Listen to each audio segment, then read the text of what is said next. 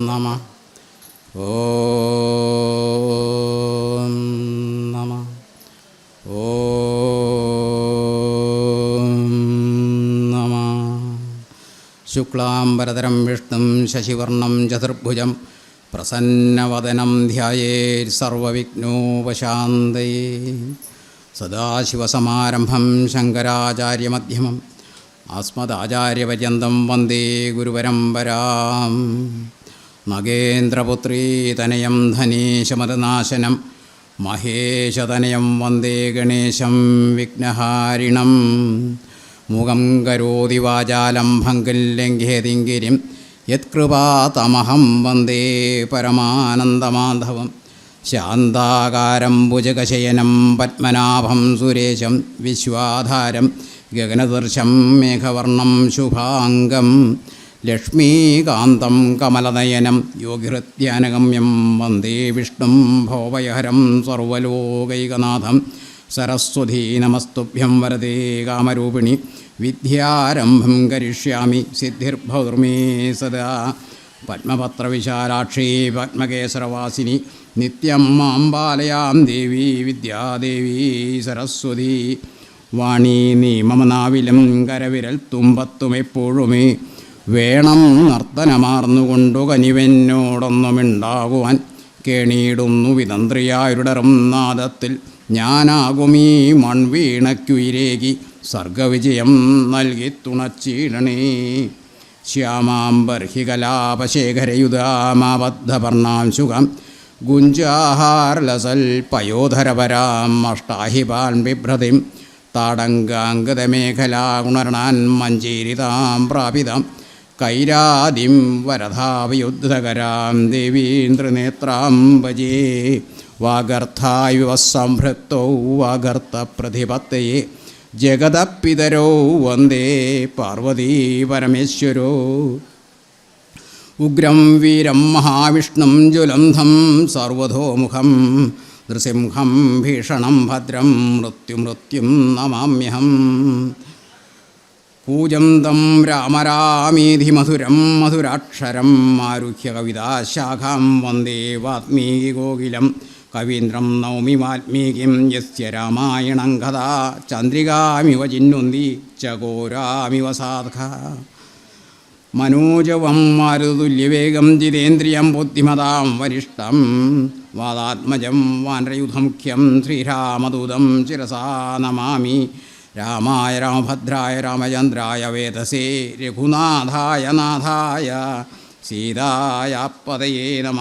വാമാഭ്യാം ശംഖുചക്രാവരികുലമഭയദം ജാപമപ്യക്ഷമാല മന്വഭ്യാം സദ്ഭുജഭ്യാം ധവതമഖിലലോകൈകനാഥൈകനാഥം. തീവ്രാധീരാലയസ്തം നതജനസകലാവിഷ്ടദം സ്മേരവക്രം ലക്ഷ്മ്യാ ഭൂമ്യാ സമേതം രഘുകുലതിലകം രാമചന്ദ്രം ഭജാമി. ഓം നമ. എല്ലാ ഭക്തജനങ്ങൾക്കും വിശിഷ്യ എൻ്റെ മുമ്പിലിരിക്കുന്ന എല്ലാ അമ്മമാർക്കും സഹോദരിമാർക്കും എൻ്റെ വിനീതമായിട്ടുള്ള നമസ്കാരം.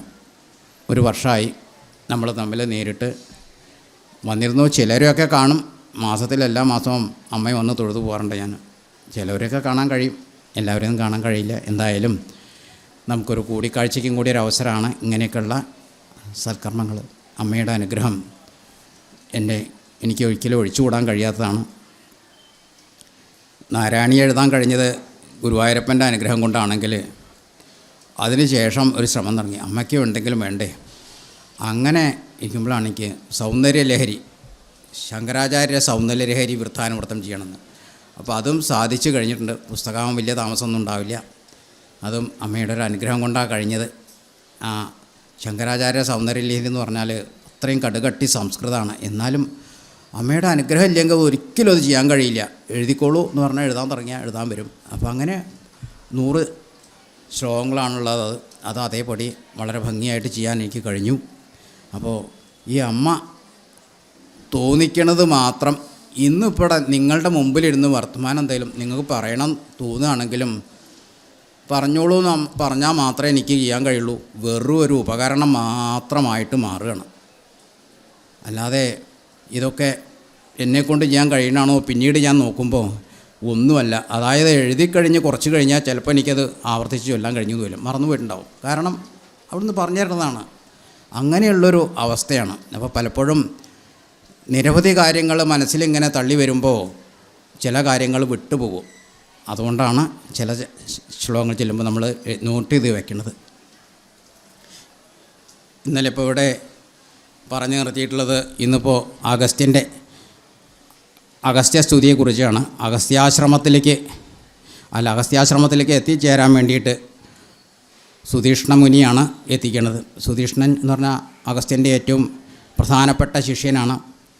അദ്ദേഹത്തിനെ കാണാനാണ് വന്നു ചേർന്നിട്ടുള്ളത്. അപ്പോൾ മുനിമണ്ഡലത്തിലൊക്കെ വന്നു ചേർന്ന് ഓരോരുത്തരായി കണ്ടുകൊണ്ട് ഇങ്ങനെ കയറി പോരുകയാണ്. അപ്പോൾ അവിടെ നിന്നാണ് ഏറ്റവും പ്രധാന ശിഷ്യനായുള്ള സുധീഷ്ണനെ തന്നെ കണ്ടുമുട്ടുന്നത്, സുധീഷ്ണാശ്രമത്തിൽ ചെന്നിട്ട്. അപ്പോൾ തൻ്റെ വരവിൻ്റെ ഉദ്ദേശം ശ്രീരാമചന്ദ്രൻ പറഞ്ഞു കൊടുക്കുകയാണ്, എനിക്കിനി അഗസ്ത്യമുനിയും കൂടിയും കണ്ടിട്ട് വേണം മുന്നോട്ട് പോകാൻ. അപ്പോൾ അത് പറഞ്ഞു തരണം. അയ്യോ, ഞാൻ എൻ്റെ ഗുരുവിനെ കാണാനായിട്ട് വളരെ കാലമായിട്ട് കാത്തിരിക്കുകയാണ്, പോകാൻ വേണ്ടിയിട്ട് ഓരോ തിടുക്കത്തിൽ തന്നെ കഴിയാണ്, ഗുരുവിനെ കാണാനുള്ള ആകാംക്ഷ കൊണ്ട് കാത്തിരിക്കുകയാണ്. ഏതായാലും അങ്ങ് വന്നത് നന്നായി, എനിക്കതിനുള്ളൊരു ആശ്രയമാണല്ലോ, അതിന് പോകാനുള്ളൊരു അവസരം കൂടിയായല്ലോ, ഗുരുവിനെ കാണാൻ ഇവിടെ അടുത്ത് തന്നെയാണ്, ഞാൻ തന്നെ കൊണ്ടുപോകാം എന്ന് പറഞ്ഞിട്ട് പുറപ്പെട്ട് ഒരുങ്ങുകയാണ്. അപ്പോൾ അതിനു മുമ്പേ നമുക്ക് അഗസ്ത്യനെ ഒന്ന് പരിചയപ്പെടണം. സാധാരണ സപ്തർഷികളാണെന്ന് പറയുകയാണെങ്കിൽ മരീചി, അങ്കിരിസ്, അത്രി, പുലസ്ത്യൻ, പുലഹൻ, ക്രതു, വസിഷ്ഠൻ എന്നാണ് പറയുന്നത്. സപ്തർഷികളുടെ കൂട്ടത്തിൽ അദ്ദേഹത്തിന് പെടാൻ കഴിയില്ല. എന്നാൽ ഇവരെക്കാളും ഒട്ടും കുറവില്ലാത്ത തപസിദ്ധിയും ഇതൊക്കെ ഉള്ളതാണ്. ഇത് പറയുകയാണെങ്കിൽ വസിഷ്ഠനും ഇതേപോലെ തന്നെ അഗസ്ത്യനും തുല്യ പ്രാധാന്യമുള്ളവരാണ്. രണ്ടാരും കുംഭോത്ഭവന്മാരാണ് സത്യത്തിൽ. അതായത് മൈത്രീവരുണന്മാരെ എന്നുള്ളൊരു പേരുണ്ട് ഇവർക്ക്. എന്താ ഈ മൈത്രീവരുണന്മാരെന്ന് പറഞ്ഞാൽ,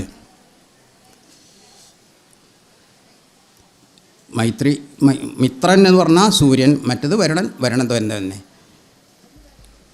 ഈ നാരായണ മഹർഷി നരനും കൂടി കഠിനമായിട്ടുള്ള തപസ് ചെയ്തിരിക്കുന്ന ആദ്യത്തെ യുഗത്തിലാണ്. ആ സമയത്ത് തൻ്റെ പദവി തട്ടിനെടുക്കുമോ എന്നുള്ള ഭീതി കൊണ്ട് ദേവേന്ദ്രൻ അദ്ദേഹത്തിൻ്റെ തപസ് മുടക്കാൻ ചെല്ലുകയാണ്.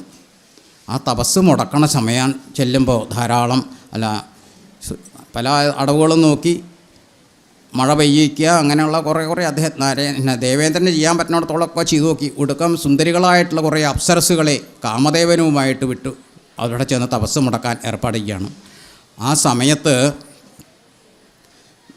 തപസ്സിൽ നിന്ന് ഇളക്കണ്ടായില്ല എന്നുള്ളതല്ല, എന്നാൽ ഒരു നേരം പോക്കായിട്ടാണ് തോന്നിയത്. അപ്പോൾ നാരായണൻ മഹർഷി എന്ത് ചെയ്തു വെച്ചിട്ടുണ്ടോ, കാമനം പെരുവായിട്ട് കാമൻ വസന്തപരിലാളിതമാരുതേന സാഗം സുരേങ്കനകളോടെ നടത്തിലാസ്യം, എന്നാൽ അവർക്കു തപമൊട്ടുമുലഞ്ഞതില്ല, പേടിച്ചു കാമൻ അവർ സുസ്മിതമോടുരച്ചാൻ. അപ്പോൾ കാമദേവനോട് പറഞ്ഞു, അദ്ദേഹം കണ്ണെന്ന് മിഴിച്ചിട്ട് നാരായണ മഹർഷി നോക്കിയിട്ട് പറഞ്ഞു, അദ്ദേഹം കാമദേവനോട് പറഞ്ഞു, പേടിക്കണ്ട, ഞാൻ നിങ്ങളെ ശപിക്കാനൊന്നും പോണില്ല, നിങ്ങളെ ആരാ പറഞ്ഞയച്ചത് എനിക്കറിയാം. എന്നാൽ അദ്ദേഹത്തിനോട് ചെന്ന് പറയൂ, എന്താ പറയണത്, പേടിച്ചിടാതെ സുമനായക ദേവനാരീമാരേ വസന്ത ഇതു കാണുക, എൻ്റെ ചുറ്റും സേവിപ്പതിന്നു നിലകൊണ്ട വരാങ്കിമാരെ, കൂടില്ലയാർക്കും ഇവരോളം ഇതിന്നു ലാസ്യം. ഇവർക്ക് ചെയ്യാൻ പറ്റുന്ന പോലുള്ള നൃത്തം നിങ്ങളിൽ ആർക്കും ചെയ്യാൻ കഴിയില്ല. എന്നെ സേവിപ്പതിന് വേണമെന്നുണ്ടെങ്കിൽ ചുറ്റും നിങ്ങളെക്കാളും മനോഹരികളമായിട്ടുള്ള സുരാംഗനിമാരുണ്ട്, ഇതാ കണ്ടോളൂ എന്ന് പറഞ്ഞ് തൻ്റെ തുടയിലൊന്നടിച്ച് പെട്ടെന്ന് അവിടുന്ന് ഒരു സുന്ദരിയണിയാണ്ട് സൃഷ്ടിച്ചു. അതാണ് ഉർവശി. ഗുരുവിൽ നിന്ന് ജനിച്ചതുകൊണ്ട് ഉർവശി എന്നുള്ള പേരിട്ട്, ഇതാ ഇവളെ നിങ്ങൾ കൊണ്ടുപോയിട്ട് ദേവേന്ദ്രന് കൊടുത്തോളൂ. അവളെ എന്ന് പറഞ്ഞു കഴിഞ്ഞാൽ ഈ വന്നിട്ടുള്ളവളെക്കാളൊക്കെ ഏറ്റവും മികച്ച സുരസുന്ദരിമാരിലും കേമായിട്ടാണ് ഉർവശി. അപ്പോൾ അങ്ങനെയുള്ള ആ സുന്ദരിമണി ദേവേന്ദ്രന് കിട്ടിയപ്പോൾ വലിയ സന്തോഷമായി. ദേവലോകത്തിൽ അവരെങ്ങനെ വിലസിലിക്കുന്നിടയ്ക്ക് സൂര്യദേവൻ ഒരിക്കലും ഇവളെ കാണാണ്ടായി. സൂര്യദേവനും അവളിൽ പ്രത്യേക ഒരു ആശ ജനിച്ചു. അപ്പോൾ ദേവാംഗനമാരൊക്കെ എങ്ങനെയെന്ന് വെച്ച് കഴിഞ്ഞാൽ ദേവദാസികളാണ്, നൃത്തത്തിന് നിനക്കുള്ളവർക്കാണെങ്കിൽ ഓരോ ദിവസം ഓരോ ഭർത്താവിനെ സ്വീകരിക്കുക എന്നുള്ളതാണ് അവിടുത്തെ വ്യവസ്ഥ. അതുപ്രകാരം മിത്രൻ, അതായത് സൂര്യൻ, ആഗ്രഹം പ്രകടിപ്പിച്ചു. അദ്ദേഹത്തിന് അവസരം കൊടുത്തു കഴിഞ്ഞപ്പോൾ ഭ്രൂണം, അതിൽ രണ്ടുകൾ സംഗമം കൊണ്ടൊരു ഭ്രൂണം ഉണ്ടായി. ഇതേ സമയത്തിന് അടുത്ത ദിവസം വരുണനും തൻ്റെ ആവശ്യം ഉന്നയിച്ചു. വരുണനിൽ നിന്നും അതേപോലെ. അപ്പോൾ ഈ രണ്ടും സൂര്യദേവൻ്റെ ഈ കഠിനമായിട്ടുള്ള തപം കൊണ്ട് സഹിക്കാൻ വയ്യാതെ കണ്ട് ഈ രണ്ട് ഭ്രൂണത്തിനെയും എടുത്തിട്ട് ഇവൾ ഒരു കുടത്തിൽ സംരക്ഷിക്കുകയാണ്. അതിൽ ഇതിനിട്ട് മന്ത്ര സംയുതമായിട്ടുള്ള ആ കുടത്തിൽ ആ ഭ്രൂണം വളർന്ന് രണ്ട് കുഞ്ഞുങ്ങളുണ്ടാവുകയാണ്. അവരാണ് മൈത്രീയ വരുണന്മാർ എന്നുള്ള പിന്നീട് അറിയപ്പെട്ടത്. അതൊന്ന് വസിഷ്ഠനുമാണ്, ഒന്ന് ഇതേപോലെ അഗസ്ത്യനുമാണ്. ആ അഗസ്ത്യനെയാണ് അപ്പോൾ ദേവൻ കുഞ്ഞായി വളർന്നാണെങ്കിലും ദേവാംഗനമാരെയും മറ്റുള്ളവരെയും പരിലാളനം കൊണ്ട് അല്ലെങ്കിൽ അവർക്കുള്ള അനുഗ്രഹം കൊണ്ട് പെട്ടെന്ന് തന്നെ വളർന്നു വേണ്ട എല്ലാ ദേവകൾക്കും കൂടിയും വേണ്ടപ്പെട്ടവനായും കൊണ്ട് വളരാനും അസുരവൈരികളുമായിട്ട് തീരാനും ഒക്കെ കാരണമായി തീരുകയാണ്. അസുരന്മാരെ എപ്പോഴും അസുരന്മാരും ദേവന്മാരും നമ്മൾ എന്നും യുദ്ധമാണ്, അവർ തമ്മിൽ എന്നും തർക്കമാണ്, തമ്മിൽ മത്സരമുണ്ട്. അപ്പോൾ അതിനൊക്കെ അനുകൂലമായും കൊണ്ട് പ്രവർത്തിക്കാൻ ഇങ്ങനെയുള്ളവർക്ക് മുനിമാർ സഹായിച്ചു. അങ്ങനെ ഇവരെ സൃഷ്ടിയെപ്പറ്റി പറഞ്ഞു. പിന്നെ അഗസ്ത്യൻ്റെ കേമത്തെന്ന് പറഞ്ഞാൽ അനവധിതാണ്. ഈ മറ്റുള്ള സപ്തർഷികളിൽ പെടുത്തിയിട്ടില്ല എന്നുണ്ടെങ്കിൽ കൂടി ആൾ ചെറിയ ആളാണ്. ആൾ നോക്കണ്ട, കോള് കണ്ടാതി എന്ന് പറഞ്ഞില്ലേ നാട്ടുകാർ. ചെറിയൊരു അതേപോലെയാണ് അഗസ്ത്യൻ. ആൾ ഉയരം കുറഞ്ഞ ആളാണ്. പറഞ്ഞിട്ട് കാര്യമില്ല. അദ്ദേഹത്തിൻ്റെ വിവരവും തപശക്തിയും അത്രയധികം അതീവ തീവ്രമായിട്ടുള്ള തപശക്തിയുള്ളതാണ്. അങ്ങനെ നമ്മളപ്പോൾ ഓർക്കുകയാണ് നഹൂഷൻ്റെ തപശക്തിയുടെ ചില കാര്യങ്ങൾ പറയാൻ കേട്ടോ. അതേ വെറുതെ ഈ ഗജേന്ദ്രമോക്ഷം ഒന്ന് പഠിച്ചിട്ടുണ്ടാവും. അവിടെ നമ്മൾ ആ രാജാവിനെ നമ്മളെ എല്ലാ സമയത്ത് സപ്താഹ സമയത്തും ഒക്കെ ഗജേന്ദ്രമോക്ഷം നമ്മൾ കേൾക്കണതാണ്. ആ മഹാരാജാവിനെ അന്ന് കൊന്നതാര ഇന്ദ്രദ്യുമ്നൻ. ഇന്ദ്രദ്യുമ്നനെ ശാപിച്ചത് ഏകാദശി നോറ്റുകൊണ്ട് ഭഗവാനെ ധ്യാനിച്ചു കൊണ്ടിരിക്കുന്ന സമയത്തിൽ ധ്യാനനിരതനായിരിക്കുന്ന ആ ഇന്ദ്രദ്യുമ്നനെ താൻ വന്നത് കണ്ടില്ല എന്ന് നടിച്ചപ്പോൾ, അല്ലെങ്കിൽ ആ ധ്യാനത്തിലായിരുന്നുകൊണ്ട് കാണാൻ കഴിയാത്തത് കൊണ്ട് നീയൊരു മൂഢനായിട്ടുള്ള അല്ലെങ്കിൽ നീയൊരു മത്തനായിട്ടുള്ള ആനയായി പോട്ടെ എന്ന് പറഞ്ഞിട്ടുള്ളതാണല്ലോ ഗജേന്ദ്രൻ ശപിച്ചത്. അപ്പോൾ പിന്നീട് അതിൻ്റേതായിട്ടുള്ള തീവ്രമായിട്ടുള്ള ഫലങ്ങളും അനുഭവിച്ചു കൊണ്ടാണ് ഗജേന്ദ്രന് കഴിയേണ്ടി വന്നത്. അപ്പോൾ അതിന് ആ ശാപത്തിന് കാരണക്കാരനാരാണ്? അവിടെ വില്ലനായും കൊണ്ടാണ് അഗസ്ത്യൻ ശീലിച്ചത്. എന്നിട്ട് അപ്പോൾ എന്താണ്, ഒരു ശാപം ഉണ്ടെങ്കിൽ അതിന് പ്രത്യേകമായിട്ടുള്ള എന്തെങ്കിലും കാരണം ഉണ്ടാവും. അതിന് ഈ ദേവകളുടെയൊക്കെ സത്യങ്ങൾ അതാണ്, സത്യധർമ്മങ്ങളാണ്. അപ്പോൾ ആരൊക്കെങ്കിലും നിമിത്തങ്ങളാവുക എന്ന് മാത്രമേ ഉള്ളൂ. അങ്ങനെ ഒരു ശാപം കൊടുക്കണം എന്നുണ്ടെങ്കിൽ അതിന് എന്തെങ്കിലും ഒരു നിമിത്തം ഉണ്ടാവും. അപ്പോൾ എന്താണ്, ഗജേന്ദ്രന് ഇയാളുടെ മുൻകാല അല്ലെങ്കിൽ ഇന്ദ്രദ്യുമ്നന് തൻ്റെ പൂർവ്വജന്മകൃതമായിട്ടുള്ള ചില പാപങ്ങൾ ഉടങ്ങാണ്ട്, അതുകൊണ്ടാണ് അങ്ങനെ ആനയാവ തീരാനും അതിലൊരു താമസിച്ചിരുന്ന ഹൂഹു എന്നൊരു ഗന്ധർവനുണ്ട്, അവന് മോക്ഷം കൊടുക്കും വേണം. അത് മഹാവിഷ്ണുവിൻ്റെ കൈകൊണ്ടേ പാടുള്ളൂ. അപ്പോൾ അതിന് കാരണക്കാരനാവണം. അപ്പോൾ പിന്നെ കാരണക്കാരനായി എന്ന് മാത്രമേ ഉള്ളൂ അഗസ്ത്യൻ അവിടെ റോള്. അപ്പോൾ അതേപോലെ തന്നെയാണ് നഹൂഷൻ്റെ കാര്യം നമ്മൾ ഓർമ്മിക്കുക. പുരാണങ്ങൾ നമ്മൾ കേട്ടിട്ടുണ്ടായിരിക്കും. അനേകം വിധം യാഗങ്ങളും മറ്റും നടത്തിക്കൊണ്ട് നഹൂഷൻ ഇന്ദ്രപദവിയിൽ എത്തുകയാണ്. അങ്ങനെ ഇന്ദ്രപദവിയിൽ എത്തിയപ്പോഴാണ് ഇന്ദ്രനെയൊക്കെ അവിടെ നിന്ന് ഒളിച്ചു വിട്ടു. ഇന്ദ്രന് പേടിയായി. അപ്പോൾ അങ്ങനെ ഇരിക്കുമ്പോഴാണ് ഇന്ദ്രാണിയെ കാണാണ്ടായത് നഹൂഷൻ. ഇത് കണ്ടപ്പോൾ ഏതായാലും ഇന്ദ്രപദവി എനിക്ക് കിട്ടി, ഇനി ഈ ഇന്ദ്രാണിയും കൂടി എനിക്ക് സ്വന്തമാക്കണം എന്നുള്ള നിലയ്ക്ക് സഭയിലേക്ക് വരാൻ പറഞ്ഞു. ഇന്ദ്രാണി കൂട്ടാക്കിയില്ല. പല ദൂതന്മാരെയും പറഞ്ഞയച്ചു. ഇരിക്കപ്പുറത്ത് ഇല്ലാണ്ടായപ്പോൾ ഗുരുവിനോട് ചോദിച്ചു, എന്താ ഞാൻ വേണ്ടത്, അദ്ദേഹത്തിനെ കൊണ്ട് എനിക്ക് എന്താ ചെയ്യേണ്ടത്? അപ്പോൾ ബൃഹസ്പതി പറഞ്ഞു കൊടുത്തു, ഒരു കാര്യം ചെയ്തോളൂ, ഒരു വ്യവസ്ഥ വെച്ചോളൂ. 8 വിശിഷ്ട മുനികളെ കൊണ്ട് പല്ലക്ക് ചുമപ്പിച്ചും കൊണ്ട് വന്നിട്ട് രാജാവ്, അതായത് നഹൂഷൻ കയറി ഇരുന്നിട്ട് കൊണ്ടുവരണം. അങ്ങനെയൊക്കെയുള്ളൊരു പല്ലക്കിൽ അങ്ങനെ എന്നെ കാണാൻ വരുമ്പോൾ മാത്രമേ എൻ്റെ മുന്നിൽ എത്തിയാൽ മാത്രമേ എനിക്ക് അങ്ങയുടെ ആവശ്യത്തിന് അല്ലെങ്കിൽ പത്നീപദം സ്വീകരിക്കാനോ തയ്യാറാവൂ എന്ന് പറഞ്ഞു. നഹൂഷൻ തൻ്റെ ആഗ്രഹപ്രകാരം മുനിമാരെയൊക്കെ വിളിച്ചു വരുത്തി. അതിൽ ഈ സപ്തർഷികളെയും വിളിച്ചു, കൂട്ടത്തിൽ അഗസ്ത്യനെയും വിളിച്ചു. അഗസ്ത്യൻ എല്ലാവരിലും ചെറിയ ആളാണ്. അപ്പോൾ മഹാരാജാവിൻ്റെ ആഗ്രഹമല്ലേ, അല്ലെങ്കിൽ ദേവാധിപൻ്റെ ആഗ്രഹമല്ലേ എന്നുള്ളതിലേക്ക് അവർ തൽക്കാലം സമ്മതിച്ചു. എന്നിട്ട് ആ മഹർഷിമാരെന്ന് പറഞ്ഞാൽ സാധാരണ അത്രയ്ക്ക് വലിയ കായിക ബലം തുള്ളവരൊന്നല്ല. 4 എടുക്കൊണ്ട് 8 എടുത്താലേ അവർക്ക് സംഗതി നിങ്ങൾ പിന്നെ അത് മഹാരാജാവ് പോണ പല്ലക്കാണ്. അപ്പോൾ ഇവരിങ്ങനെ 8 പേര് 8 മുനിമാരും കൂടിയിട്ട് ആ പല്ലക്ക അങ്ങനെ നീങ്ങോട്ട് കൊണ്ടുകാണും.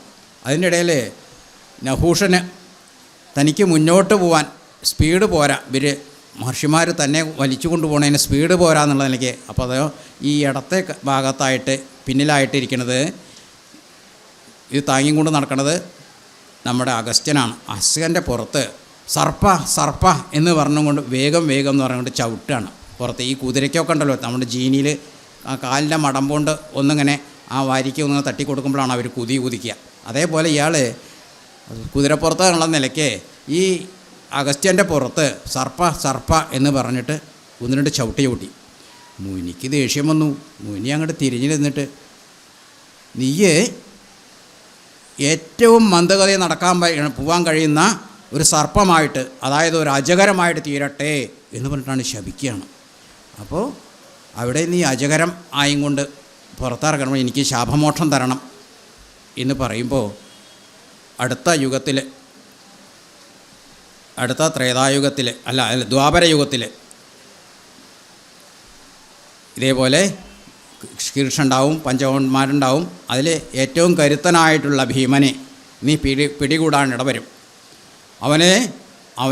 അവൻ്റെ പിടിയിൽ നിന്ന് മോചിപ്പിക്കാൻ അവൻ ഒരിക്കലും അവന് കഴിയില്ല, നിൻ്റെ പിടിയിൽ നിന്ന് മോചിപ്പിക്കാൻ. ആ സമയത്ത് അവിടെ അവനെ രക്ഷിക്കാൻ വേണ്ടി യുധിഷ്ഠിരൻ വരും. യുധിഷ്ഠിരനോട് നീ ചില ചോദ്യങ്ങൾ ചോദിക്കാനിട വരും.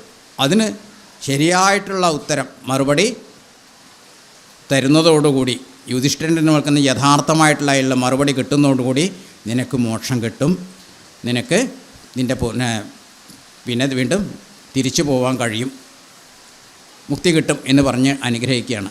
അപ്പോൾ അവിടെയും വില്ലനായും കൊണ്ട് നമ്മൾ അഗസ്ത്യമുനി വന്നതാണ്. ഇതേപോലെ തന്നെയാണ് കാലയവനന്മാരെന്നുള്ളൊരു കൂട്ടം അസുരന്മാർ ദേവലോകത്തെ എപ്പോഴും ആക്രമിച്ചു കൊണ്ടിരുന്നു. ഇവർ എല്ലാ വിക്രസും ഒപ്പിച്ച് കഴിഞ്ഞിട്ട് കൊടുക്കാൻ സമുദ്രത്തിൽ പോയിട്ടാണ് വിളിക്കുക.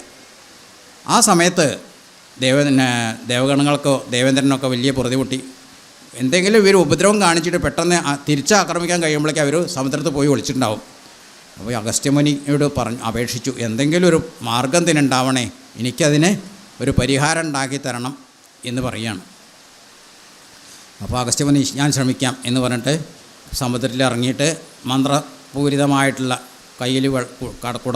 കൈക്കുടമനയിൽ വെള്ളം എടുത്തിട്ട് ആചമിക്കുന്ന പോലെ ആ മന്ത്രം ചൊല്ലിയും കൊണ്ടുള്ള അത് ആചമിക്കുന്നതോടുകൂടി ആ ഇവർ ഒളിച്ചിരുന്ന ഭാഗത്തെ സമുദ്രം മുഴുവനായിട്ട് വറ്റി. എന്നിട്ട് അപ്പോഴേക്ക് ദേവന്മാർക്ക് ഇവർ കാണാറായി. ഉടനെ അവരെയൊക്കെ ആക്രമിച്ച് ഒതുക്കാനും കഴിഞ്ഞു. അപ്പോൾ പിന്നീട് പൂർവ്വസ്ഥിതിയിൽ തന്നെ ആക്കണം എന്ന് പറഞ്ഞപ്പോൾ അതുപോലെ ചെയ്യാനും കഴിഞ്ഞു. ഇതാണ് അത്രയും തപശക്തിയുള്ള ഒരു മുനിയാണ് അഗസ്ത്യൻ. അതേപോലെ തന്നെയാണ് വിന്ധ്യാചലത്തിൻ്റെ ഗർവം അടക്കി കൊടുത്തത്. വിന്ധ്യാചലം മേരുപർവ്വതത്തിനേക്കാളും തനിക്ക് ഉയരം വേണം എന്ന് പറഞ്ഞിട്ട് അങ്ങനെ ദിവസം പ്രതി അങ്ങനെ ഉയർന്നുകൊണ്ടിരിക്കുകയാണ്. അപ്പോൾ മറ്റുള്ള താപസന്മാർക്ക് അല്ലെങ്കിൽ ഗഗനചാരികളായിട്ടുള്ള ഗന്ധർവന്മാർക്ക് ദേവന്മാർക്ക് ഒന്നും അങ്ങോട്ട് കൂടും പോകാൻ പറ്റാത്ത മട്ടിൽ ഈ വിന്ധ്യാചലം ഒരു തടസ്സമായി മാറി. അപ്പോൾ അതിനെന്താ പരിഹാരം കാണാൻ ആലോചിക്കുമ്പോഴാണ് അഗസ്ത്യൻ തന്നെയായിരിക്കും മാർഗം എന്ന് ദേവന്മാർ നിശ്ചയിച്ച് അദ്ദേഹത്തിനോട് പറയുകയാണ്. അപ്പോൾ അങ്ങനെ അവിടുന്ന് ഹിമാലയത്തിൽ നിന്ന് അഗസ്ത്യൻ നടന്ന് വിന്ധ്യാചലത്തിൻ്റെ അടുത്തെത്തി. അവിടെ ചെന്നപ്പോൾ അഗസ്ത്യമുനി വരിക കണ്ടപ്പോൾ പർവ്വതത്തിനും മനസ്സിലായി ഇദ്ദേഹത്തിനോട് കളിച്ചാൽ ശരിയാവില്ല, അവിടത്തേക്ക് ഞാൻ എന്താണ് ഉപകാരം ചെയ്യേണ്ടതെന്ന് തലകുനിച്ചുകൊണ്ട് പർവ്വതം ചോദിച്ചു എന്ന് പറയണം. ശരി, എനിക്കിതേ കടന്നു പോകണം, ഞാൻ അതുകൊണ്ട് നിൻ്റെ തലയൊന്ന് കുറച്ച് കുനിക്കണം, എന്നാലേ എനിക്കതേ പോകാൻ കഴിയുള്ളൂ. പിന്നെ ഞാൻ തിരിച്ചു വരുവോളം നീ ഇതേപോലെ തന്നെ നിൽക്കണം എന്നും പറഞ്ഞു കൊടുത്തു. പിന്നീട് അഗസ്ത്യൻ തിരിച്ചു പോയില്ല എന്നാണ് പറയണത്. ഈ ദക്ഷിണേന്ത്യയിൽ തന്നെ കഴിച്ചുകൂട്ടി അഗസ്ത്യകൂടം എന്നുള്ള അങ്ങനെയൊക്കെയാണ് പറഞ്ഞേക്കുന്നത്. അപ്പോൾ പിന്നെ വിന്ധ്യന് പിന്നെ വളരാൻ കഴിഞ്ഞില്ല. ഇതാണ് അഗസ്ത്യനുമായിട്ടുള്ള ചില കഥകൾ നിങ്ങൾക്ക് പറഞ്ഞത്. ഞാൻ എന്താ ഇപ്പോൾ ഇങ്ങനെയൊക്കെ പറയാൻ കാരണം എന്ന് വെച്ചാൽ അഗസ്ത്യൻ്റെ പ്രഭാവത്തോടു കൂടി ഇനി ഞാൻ പറയാൻ പോകുന്ന കാര്യങ്ങൾ കുറച്ചുകൂടി ഗഹനമായിട്ടുള്ള വേദാന്തപരമായിട്ടുള്ള കാര്യങ്ങളിലൂടെയാണ് പോകുന്നത്. വേദാന്തം എന്ന് പറഞ്ഞാൽ സാധാരണക്കാർക്ക് നമ്മൾ കുറച്ചുകൂടി ദഹിക്കാത്ത കാര്യം അത്ര തന്നെ ഇഷ്ടമാവണ കാര്യമല്ല. അപ്പോൾ കുറച്ച് കഷായം പോലെയാണ്. അപ്പോൾ കഷായത്തിന് മുമ്പേ കുറച്ച് മധുരം തന്നതാണ്. കഷായം കുടിക്കണതിൻ്റെ മുമ്പേ അതിൻ്റെ അതുകൊണ്ടാണ് അങ്ങനെ പറയേണ്ടി വന്നത്. എന്നുവെച്ചാൽ വേദാന്തത്തിൻ്റെ കാര്യങ്ങൾ ഈ മറ്റുള്ള കഥ പറയണ പോലെ രസമുള്ള കാര്യമല്ല, കുറച്ചും കൂടി കടുകട്ടിയാണ്. അത് പറയുന്ന കാര്യങ്ങൾ അത് ഇവിടെ എഴുത്തച്ഛൻ എന്തിനാണ് വേണ്ടിയിട്ടാണ് പറയുന്നത്? ഇതിൽ പറയുന്ന കഥാപാത്രങ്ങളോട് വേണ്ടി പറയല്ല, കേവലം ഇതുകൂടെ ഇങ്ങനെ കഴിയുന്ന പോലെ ആൾക്കാർ സുഖം ഉണ്ടാകുമ്പോൾ മാത്രം അതിലിങ്ങനെ അഭിരമിച്ചുകൊണ്ട്, ദുഃഖം ഉണ്ടാകുമ്പോൾ വല്ലാണ്ട് വിലപിച്ചുകൊണ്ടും കഴിയുന്ന ആൾക്കാരോട് ചില തത്വങ്ങൾ പറഞ്ഞു കൊടുത്തിട്ട് അവരുടെ ആ ജീവിത രീതിക്കൊരു മാറ്റം വന്ന് ഈശ്വരോന്മുഖമാക്കണം, അതിനുള്ള ചിന്തകളാണ് അവർക്ക് വേണ്ടത് എന്ന് ഓരോ ഘട്ടം വരുമ്പോഴും ഉപദേശിച്ചു കൊണ്ട് പോകുന്ന കൂട്ടത്തിൽ അദ്ദേഹം അവസരം കിട്ടിയ സമയത്ത് അഗസ്ത്യനെ കൊണ്ട് പറയിക്കുന്ന കാര്യമാണ് ഇവിടെ. ഇങ്ങനെ ഓരോ കഥാപാത്രങ്ങളെ കൊണ്ടും അദ്ദേഹം കിട്ടുന്ന സമയത്ത് പറയിക്കുന്നുണ്ട്. അപ്പോൾ എന്താണ് സാക്ഷാൽ ബ്രഹ്മം എന്ന് പറഞ്ഞു കൊടുക്കാൻ വേണ്ടിയിട്ട് ചെയ്യുന്നതാണ്. ഇനി നമുക്ക് രാമായണത്തിൽ കൂടെ കടന്നു പോവാം. അപ്പോൾ മുമ്പേ സുതീഷ്ണനാണ് ഇവിടേക്ക് അഗസ്ത്യൻ്റെ ആശ്രമത്തിലേക്ക് എത്തിക്കുന്നത്. അഗസ്ത്യനെ സുതീഷ്ണാശ്രമത്തിൽ നിന്ന് സുതീഷ്ണ പോയി അദ്ദേഹത്തിൻ്റെ ആദരങ്ങളൊക്കെ ഏറ്റുവാങ്ങി പിന്നെ ഇവിടെ വന്നിട്ട് അഗസ്ത്യാശ്രമത്തിലേക്ക് എത്തുകയാണ്. അവിടെ എത്തി വേണ്ട പോലെ അഗസ്ത്യൻ സ്വീകരിച്ചു, പൂജകളും കാര്യങ്ങളൊക്കെ ചെയ്തു. ഇനി നമുക്ക് അതിലേക്ക് പോവാം. നീ വരുന്നതും പാർത്തു ഞാനിരുന്നിതു നൂനം, ദേവകളോടും കമലാസനോടും ഭമൻ ക്ഷീരവാരിധി തീരത്തിങ്കൽ നിന്നരുൾ ചെയ്തു ഘോരരാവണൻ തന്നെ കൊന്നു ഞാൻ ഭൂമണ്ഡലഭാരാപഹരണം ചെയ്തിടുവനെന്നു തന്നെ സാരസാനന സകലേശ്വരാദയാനിധേ ഞാനന്നു തുടങ്ങി വന്നിവിടെ വാണിടിനേനാനന്ദസ്വരൂപനാം നിന്നുടെ കണ്ടുകൊള്ളുവാൻ താപതജനത്തോടും ശിഷ്യസംഘാതത്തോടും ശ്രീപാദാംബുജം നിത്യം ധ്യാനിച്ചു വസിച്ചു ഞാൻ.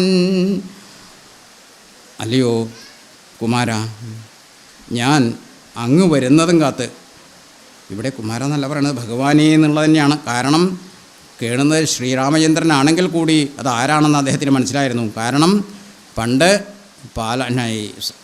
ഭൂമിദേവി അപേക്ഷിച്ച പ്രകാരം തൻ്റെ പരിവാരങ്ങളുമായിട്ട് ചെല്ലുന്നത് ആരാണ്? ബ്രഹ്മദേവനാണ്. ഭൂമിദേവിയുടെ അപേക്ഷ ഭാരം സഹിക്കാൻ വയ്യ, ഈ ദുഷ്ടാത്മാക്കളുടെ ജീവിതം ഭൂമിയിലുള്ള വാസം കൊണ്ട് എനിക്ക് ഇരിക്കപ്പുറത്തില്ല, ആകപ്പാടെ ഭാരം താങ്ങാൻ വയ്യാതായിക്കൊണ്ടു, ഇവരെ ഒന്ന് ഒഴിവാക്കി തരണേ, എൻ്റെ കാല് കുഴഞ്ഞ് ഞാനിപ്പോൾ വീഴും എന്നൊക്കെ പരിദേവനം നടത്തിയതാണ് ഭൂമി. അപ്പോൾ ഇതിന് പരിഹാരം ഉണ്ടാവാൻ എന്നെക്കൊണ്ടതിനൊന്നും കഴിയില്ല. ഇതിന് നമുക്ക് വിഷമമുണ്ടാകുമ്പോഴൊക്കെ നമുക്ക് ആരാണ് തുണയായിട്ട് വരാനുള്ളത്? ആ സാക്ഷാൽ മഹാവിഷ്ണു. അദ്ദേഹത്തിൻ്റെ അടുത്ത് തന്നെ പോയിട്ട് നമുക്ക് പരിദേവനം അർപ്പിക്കാം, നിങ്ങൾ പോരൂ എന്ന് പറഞ്ഞിട്ട് എല്ലാവരും കൂടിയും പാലാഴിക്കരയിൽ ചെന്നിട്ട് നിവേദനം സമർപ്പിക്കുകയാണ്. ആ സമയത്താണ് ഭഗവാൻ പ്രാർത്ഥനകളുകൊണ്ട് വളരെ ഭംഗിയായിട്ട് ബ്രഹ്മദേവൻ പ്രാർത്ഥിച്ച് സ്തുതിച്ചപ്പോൾ അവർക്ക് ദർശനം കൊടുക്കുകയാണ്. എന്നിട്ട് പറയുകയാണ്, അടുത്ത 28ാം ചതുർയുഗത്തിൽ ഞാൻ ത്രേതായുഗത്തിൽ ഭൂമിയിൽ വന്നിട്ട് അവതരിക്കും, മനുഷ്യനായി അവതരിക്കും. എന്തിനാ മനുഷ്യനായി അവതരിക്കുക എന്ന് പറഞ്ഞത്? രാക്ഷസവംശം ആണ്. രാക്ഷസവംശത്തിൻ്റെ ബുദ്ധിമുട്ടുകൊണ്ട് അല്ലെങ്കിൽ അവരുടെ ഉപദ്രവം കൊണ്ടാണ് ഭൂമിക്ക് ഇത്ര അധികം ദോഷം വന്നത്. അതുകൊണ്ട് രാക്ഷസേശ്വരനായിട്ടുള്ള രാവണനെ കൊന്ന് അവൻ്റെ സിൽബന്ധികളെ കൊന്ന് നിൻ്റെ ഈ ഭൂമിയുടെ രോദനത്തിന് അല്ലെങ്കിൽ പരിദേവനത്തിന് പരിഹാരം ഉണ്ടാക്കിക്കോളാം എന്ന് പറഞ്ഞിട്ടുണ്ട്. അപ്പോൾ എന്താ അങ്ങനൊരു വരം കൊടുക്കാൻ ബ്രഹ്മദേവൻ്റെ നടത്തുന്ന മുമ്പ് രാവണൻ വരം വാങ്ങിയിട്ടുണ്ട്. കഠിനമായിട്ടുള്ള തപസ്സുകൊണ്ട് നേടിയിട്ടുള്ളതാണ് രാവണൻ. എന്ത് തന്നെ യാതൊരു ദേവഗണത്തിൽപ്പെട്ട യാതൊരു ഗന്ധർവന്മാരോ യക്ഷന്മാരോ ആരും വധിക്കാൻ പാടില്ല. നേരെ മറിച്ച് കേവലം ഒരു മനുഷ്യപ്പുഴുവിൻ്റെ കൈകൊണ്ട് എനിക്ക് മരിച്ചാൽ മതി. അപ്പോൾ എന്താ അങ്ങനെ എന്നൊരു സൂത്രം തോന്നിയതെന്ന് വെച്ചാൽ തൻ്റെ കൺമുമ്പിൽ ഒരു മനുഷ്യൻ നിസ്സാരനാണ്, അവന് എന്നെ ഒന്നും ചെയ്യാൻ കഴിയില്ല. അപ്പോൾ അതുകൊണ്ട് എനിക്കൊരു മനുഷ്യൻ്റെ കൈകൊണ്ട് മരിച്ചാൽ മതി എന്നാണ് വരം വാങ്ങിക്കുന്നത്. അപ്പോൾ മനുഷ്യനായി ജനിച്ചാൽ മാത്രമേ ഇങ്ങനെ രാവണനെ കൊല്ലാൻ സാധിക്കുള്ളൂ എന്ന് വേണമെന്നുണ്ടെങ്കിൽ ഭഗവാൻ അത് തെറ്റിക്കാം. പക്ഷേ ഒരിക്കലും സത്യം ധർമ്മം ഇതൊന്നും തെറ്റിക്കാൻ ദേവകൾ ഇഷ്ടപ്പെടുന്നില്ല, ഭഗവാനും ഇഷ്ടപ്പെടില്ല. അതുകൊണ്ട് എന്നാൽ അങ്ങനെ ആയിക്കോട്ടെ, ഞാൻ മനുഷ്യനായിട്ട് ജനിച്ചോളാം എന്ന് സാക്ഷാൽ മഹാവിഷ്ണു പറഞ്ഞിട്ടാണ് ശ്രീരാമചന്ദ്രൻ്റെ അവതാരം എടുത്തത്. അവിടെ ഇത് പറഞ്ഞത് കേട്ടപ്പോൾ നമ്മൾ അഗസ്ത്യനും ഇത് മനസ്സിലാക്കിയിട്ടുണ്ട്. അതുകൊണ്ട് ഒന്ന് പറയുകയാണ്, ഭഗവാനെ അവിടുത്തെയും അവിടുത്തെ പത്നിയായിട്ടുള്ള ശ്രീ മഹാലക്ഷ്മിയുടെയും കൂടി ഒന്നിച്ചുള്ള ആ മനുഷ്യരായിട്ടുള്ള ജന്മം അല്ലെങ്കിൽ അവിടുത്തെ ആ രൂപം കാണാൻ വേണ്ടിയിട്ട് എത്രയൊക്കെ കാലം കാത്തിരിക്കേണ്ടി വന്നാലും ഞാൻ അവിടെ വന്നിട്ട് കണ്ടോളാം. എനിക്ക് അവിടുത്തെ ആ ദിവ്യമായിട്ടുള്ള ആ രൂപം കണ്ടുകൊണ്ട് സായുജ്യമടയണം. അതിനുവേണ്ടി എന്താണ് ചെയ്തത്? അദ്ദേഹത്തിൻ്റെ കൂട്ടങ്ങളെ എല്ലാവരും കൂടിയും കൂട്ടിയിട്ട് താപസന്മാരുടെ, അതായത് ഒരേപോലെയുള്ള ചിന്തകൾ, ഒരേപോലുള്ള മനസ്സ്, ഒരേപോലുള്ള ധർമ്മങ്ങൾ അനുഷ്ഠിക്കുന്നവരുടെ എല്ലാവരും കൂടിയും കൂടിയിട്ട് വന്നിട്ട് ഗൃഹസ്ഥാശ്രമികളായും കൊണ്ടും പകുതി തൻ്റെ ചർമ്മങ്ങളെല്ലാം അനുഷ്ഠിച്ചുകൊണ്ടും, അതായത് ബ്രഹ്മചര്യകൾ, ഈശ്വരപൂജ മറ്റുള്ള കാര്യങ്ങൾ മാത്രമാണ് മുനിമാർക്കൊക്കെ ചെയ്യാനുള്ളത്. അതേപോലെ യാഗങ്ങൾ നടത്തുക അല്ലെങ്കിൽ യജ്ഞങ്ങൾ നടത്തുക, അതൊക്കെ അനുഷ്ഠിച്ചുകൊണ്ട് സമാധാനമായിട്ടുള്ളൊരു സ്ഥലം കണ്ടെത്തിയിട്ട് അവിടെ വന്ന് താമസിക്കുകയാണ്. അങ്ങനെയാണ് അഗസ്ത്യൻ ആ പ്രദേശത്ത് തൻ്റെ കുടുംബത്തിനും എല്ലാവർക്കും കൂടിയിട്ട് ഒന്നിച്ച് വലിയ ഒരു സ്ഥലം മുഴുവനെ മുനിമാർക്ക് വേണ്ടിയിട്ട് അവിടെ ആശ്രമങ്ങളുണ്ടാക്കിയിട്ട് അങ്ങനെ കൂട്ടമായിട്ട് താമസിക്കണം. പിന്നെ കൂട്ടമായിട്ട് താമസിക്കുക എന്ന് പറയുമ്പോൾ തങ്ങളുടെ കർമ്മങ്ങളും കാര്യങ്ങളും എല്ലാം വേണ്ട പോലെ നടത്താനുള്ള ഒരു കൂട്ടായ്മ ഉണ്ടാവും. എപ്പോഴും കൂട്ടായിട്ട് താമസിക്കുമ്പോൾ നമുക്ക് അങ്ങനെ ഒരു സമാധാനം ഉണ്ടല്ലോ. അന്നത്തെ ആ വ്യവസ്ഥ പ്രയോഗിച്ച് അവരൊന്നിച്ചിട്ട് അവിടെ അങ്ങനെ കഴിയുകയാണ്. യജ്ഞങ്ങളും മറ്റും കാര്യങ്ങളുമൊക്കെ അവിടെ നടത്തും യഥാവിധി. അപ്പോൾ ലക്ഷ്യം ഇതാണ്, ഭഗവാൻ അവതരിക്കും, അതുവരേക്ക് ഇവിടെ സമാധാനമായിട്ട് വേണ്ട പോലെയൊക്കെ ജീവിക്കുക. ഭഗവാന്റെ പിന്നെ അന്നത്തെ മുനിമാർക്കാണെങ്കിലോ യഥേഷ്ടം എത്ര കാലം വേണമെങ്കിലും ജീവിക്കാൻ തങ്ങളുടെ യോഗസിദ്ധി കൊണ്ട് കഴിഞ്ഞിരുന്നു. അപ്പോൾ അതുവരേക്ക് കഴിഞ്ഞുകൂടിയും കൊണ്ട് അഗസ്ത്യൻ പറയുകയാണ്, ഞാൻ എൻ്റെ ശിഷ്യരങ്ങളുമായിട്ട് അതിനു വേണ്ടിയിട്ടാണ് ഞാൻ ഇതുവരെ താമസിച്ചത്. ഭഗവാനെ, എൻ്റെ ആഗ്രഹം ഇതാ അവിടുത്തെ ഈ ആഗമനത്തോടുകൂടി പിന്നെ സാധിച്ചിരിക്കുന്നു എന്ന് പറഞ്ഞിട്ട് പിന്നെ പറയുകയാണ്, ഭഗവാനെ അവിടുന്ന് കേവലം ഇപ്പോൾ രാമചന്ദ്രനല്ല, അല്ലെങ്കിൽ ദശരഥപുത്രനായിട്ടുള്ളൊരു രാമനല്ല, സാക്ഷാൽ മഹാവിഷ്ണു അവതാരം ചെയ്തിട്ടുള്ള നാരായണനാണ് എന്ന് ഞാൻ മനസ്സിലാക്കിയിരിക്കുന്നു എന്നൊക്കെ പറഞ്ഞുകൊണ്ട് തുടങ്ങുകയാണ്. ലോകസൃഷ്ടിക്കൂ മുന്യമേകനായി ആനന്ദനായി ലോകകാരണം വികൽപ്പോപാധിവിരഹിതൻ തന്നുടമായ തനിക്കാശ്രയഭൂതയായി തന്നുടെ ശക്തിയെന്നും പ്രകൃതി മഹാമായ നിർഗുണനായ നിന്നെ ആവരണം ചെയ്തിട്ടു തൽഗുണങ്ങളെ അനുസരിപ്പിച്ചിടുന്നതും നിർവ്യാജം വേദാന്തികൾ ചൊല്ലുന്നു നിന്നെ മുന്നം ദിവ്യമാമവ്യാകൃതമെന്നുപനിഷദ്വശാൽ. അപ്പോൾ നമ്മൾ നേരത്തെ പറഞ്ഞതിട്ടുണ്ട്, ഹനുമാനോട് ഉപദേശം കൊടുക്കേണ്ട ആദ്യം സീതാദേവി, ഞാൻ സാക്ഷാൽ മൂലപ്രകൃതിയായിട്ടുള്ള പ്രകൃതിയാണ്, അത് നീ മനസ്സിലാക്കണം. അതേപോലെ പരമപുരുഷനുമാണ് ശ്രീരാമചന്ദ്രൻ എന്ന് മനസ്സിലാക്കണം. നമ്മൾ ആദ്യം വായിച്ച് പഠിച്ചിട്ടുണ്ടത് അല്ലേ? ഹനുമാന് ഉപദേശം കൊടുക്കണമെന്ന് ആദ്യം ഇത്രയും വിസ്തരിച്ച് പറയേണ്ട, ആദ്യം പറഞ്ഞു കൊടുക്കുകയാണ്. എന്നാൽ ശ്രീരാമൻ നീ ഒരു കാര്യം ചെയ്യുന്നു, നിൻ്റെ ഭക്തനായിട്ടുള്ള ഹനുമാന് ചില കാര്യങ്ങൾ പറഞ്ഞു കൊടുക്കൂ എന്ന് പറഞ്ഞപ്പോൾ സീതാദേവി പറഞ്ഞു കൊടുക്കുന്ന ആദ്യത്തെ വരികളാണത്. ഞാൻ സാക്ഷാൽ മൂലപ്രകൃതിയാണ്, അത് നീ മനസ്സിലാക്കണം. പരമപുരുഷനായിട്ടുള്ള ശ്രീരാമചന്ദ്രൻ അത് സാക്ഷാൽ പരമ്പൊരുളാണ് എന്ന് ആദ്യം മനസ്സിലാക്കണം. ആ മൂലപ്രകൃതിയാണ് ഇവിടെ ഇപ്പോൾ ആദ്യം ഉണ്ടായത്. ഈ മൂലപ്രകൃതി എന്ന് പറഞ്ഞാൽ ഭഗവാൻ ഉണ്ടാകുമ്പോൾ ഈ മൂലപ്രകൃതിയുടെ കൂടെ ജനിച്ചിട്ടുള്ളതാണ്. ഈ മൂലപ്രകൃതി തന്നെയാണ് പിന്നീട് മായ അല്ലെങ്കിൽ ശക്തിരായ എന്നുള്ള പേരിൽ പിന്നീടും ഉണ്ടായിട്ടുള്ളത്. അപ്പോൾ ആദ്യം ഭഗവാൻ പരമപുരുഷനായിട്ടുള്ള അങ്ങ് ആദ്യം ഉണ്ടായതോടുകൂടി ഈ മൂലപ്രകൃതി ഉണ്ടായിട്ടുണ്ട്, അല്ലെങ്കിൽ ഈ മായാശക്തിയും ഒപ്പമുണ്ടായി എന്നാണ് പറയുന്നത്. എന്നാൽ ഭഗവാന്റെ ഒരു കാര്യം എന്ന് പറഞ്ഞാൽ തനിക്കൊരിക്കലും മായയിൽ പെട്ടുകൊണ്ട് ഉടലാൻ അദ്ദേഹത്തിന് കഴിയില്ല, അല്ലെങ്കിൽ മായയ്ക്ക് അദ്ദേഹത്തിനെ കീഴ്പ്പെടുത്താൻ കഴിയില്ല. എന്നാൽ മായയുടെ ശക്തിയെ മുഴുവൻ ഉപയോഗിക്കാനും അദ്ദേഹത്തിന് കഴിഞ്ഞു. അതാണ് അങ്ങനെയുള്ള അവിടുത്തെ അവ്യാകൃതം എന്ന് പറയുന്നത്. അവ്യാകൃതം എന്ന് പറഞ്ഞാൽ പരബ്രഹ്മസ്വരൂപം, അവിടുന്ന് തന്നെയാണ് പരബ്രഹ്മം എന്ന് പറഞ്ഞിട്ടുള്ളത്. അതുകൊണ്ട് ഭഗവാനെ സാക്ഷാൽ പരബ്രഹ്മം ആയിക്കൊണ്ട് തന്നെ ഞാൻ അങ്ങിവിടുത്തെ വന്ദിക്കുന്നു എന്നാണ്. മായാദേവിയെ മൂലപ്രകൃതിയെന്നും ചൊല്ലും, മായാതീതന്മാരെല്ലാം സംസ്കൃതിയെന്നും ചൊല്ലും, വിദ്വാൻമാർ അവിദ്യയെന്നും പറയുന്നുവല്ലോ. ശക്തിയെ പല നാമം ചൊല്ലുന്നു പലതരം. നിന്നാൽ സംക്ഷോഭ്യമാണാകിയമായ തന്നിൽ നിന്നുണ്ടായി വന്നു മഹത്വത്വമെന്നല്ലോ ചൊല്ലൂ. അങ്ങനെ ഈ മൂലപ്രകൃതിയാണ് നേരത്തെ ഞാൻ പറഞ്ഞു തന്നു. മായാദേവി എന്ന് പറഞ്ഞാൽ മൂലപ്രകൃതി, അതായത് പ്രകൃതിയും പുരുഷനും കൂടിയും ഉണ്ടാവുന്ന ആ ഒരു സംയോജനം കൊണ്ടാണ് പുതിയൊരു സൃഷ്ടി ഉണ്ടാവുന്നത്. അതുകൊണ്ട് തന്നെ പുതിയൊരു സൃഷ്ടി ഇവിടെ ഉണ്ടാവുകയാണ്. എന്ത്? മഹത്തത്വം എന്നൊരു സൃഷ്ടി ഉണ്ടാവുകയാണ്. ഭഗവാന്റെയും അല്ലെങ്കിൽ ഈ മായയുടെയും ഭഗവാന്റെ അല്ലെങ്കിൽ ഈ പരമ്പൊരുളായിട്ടുള്ള പരമ്പുരുഷൻ്റെയും കൂടിയും സംയോഗം കൊണ്ട് മഹത്തത്വം എന്നുള്ളൊരു പുതിയൊരു സൃഷ്ടി ഉണ്ടാവുകയാണ്. അതെന്നാണ് മഹത്തത്വം ഉണ്ടായി എന്ന് പറഞ്ഞത്. ഈ മഹത്തത്വം എന്ന് പറഞ്ഞാൽ എന്താണ്? തത്വം എന്ന് പറഞ്ഞാൽ അനവധി കാര്യങ്ങളെ, മഹാവാക്യങ്ങളെ ചെറുതായിട്ട് ചെറിയ ക്യാപ്സ്യൂളാക്കി മാറ്റിയിട്ടുള്ളതിനാണ് തത്വം എന്ന് പറയുക. അങ്ങനെയുള്ള അനവധി തത്വങ്ങളുടെ സംഹിതയാണ് മഹത്തത്വം. നമ്മളിപ്പോൾ ക്യാപ്സ്യൂളാക്കണില്ലേ, ഓരോ ചെറിയ കുറേ വിസ്തരിച്ച് അതങ്ങനെ വിസ്തരിച്ച് കഴിഞ്ഞാൽ കുറേ ഇതുണ്ട്. ഈ സംസ്കൃതത്തിൽ പാണിനിയൊക്കെയാണ് അങ്ങനെ തത്വങ്ങൾ എഴുതിക്കുന്നത്.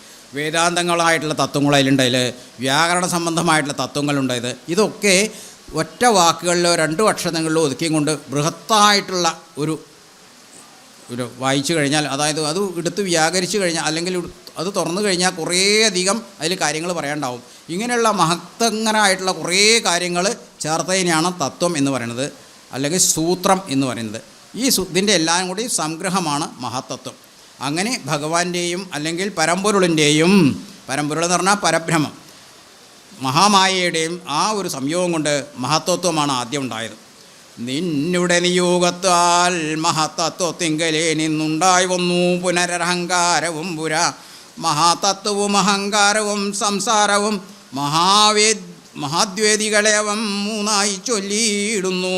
സാത്വികം രാജസവും താമസമെന്നീ വണ്ണം വ്യദ്യമായി ചമഞ്ഞതു 3 എന്നറിഞ്ഞാലും. ആ മഹത്തത്വത്തിനെ 3 വീണ്ടും ഭാഗിക്കപ്പെടുകയാണ്.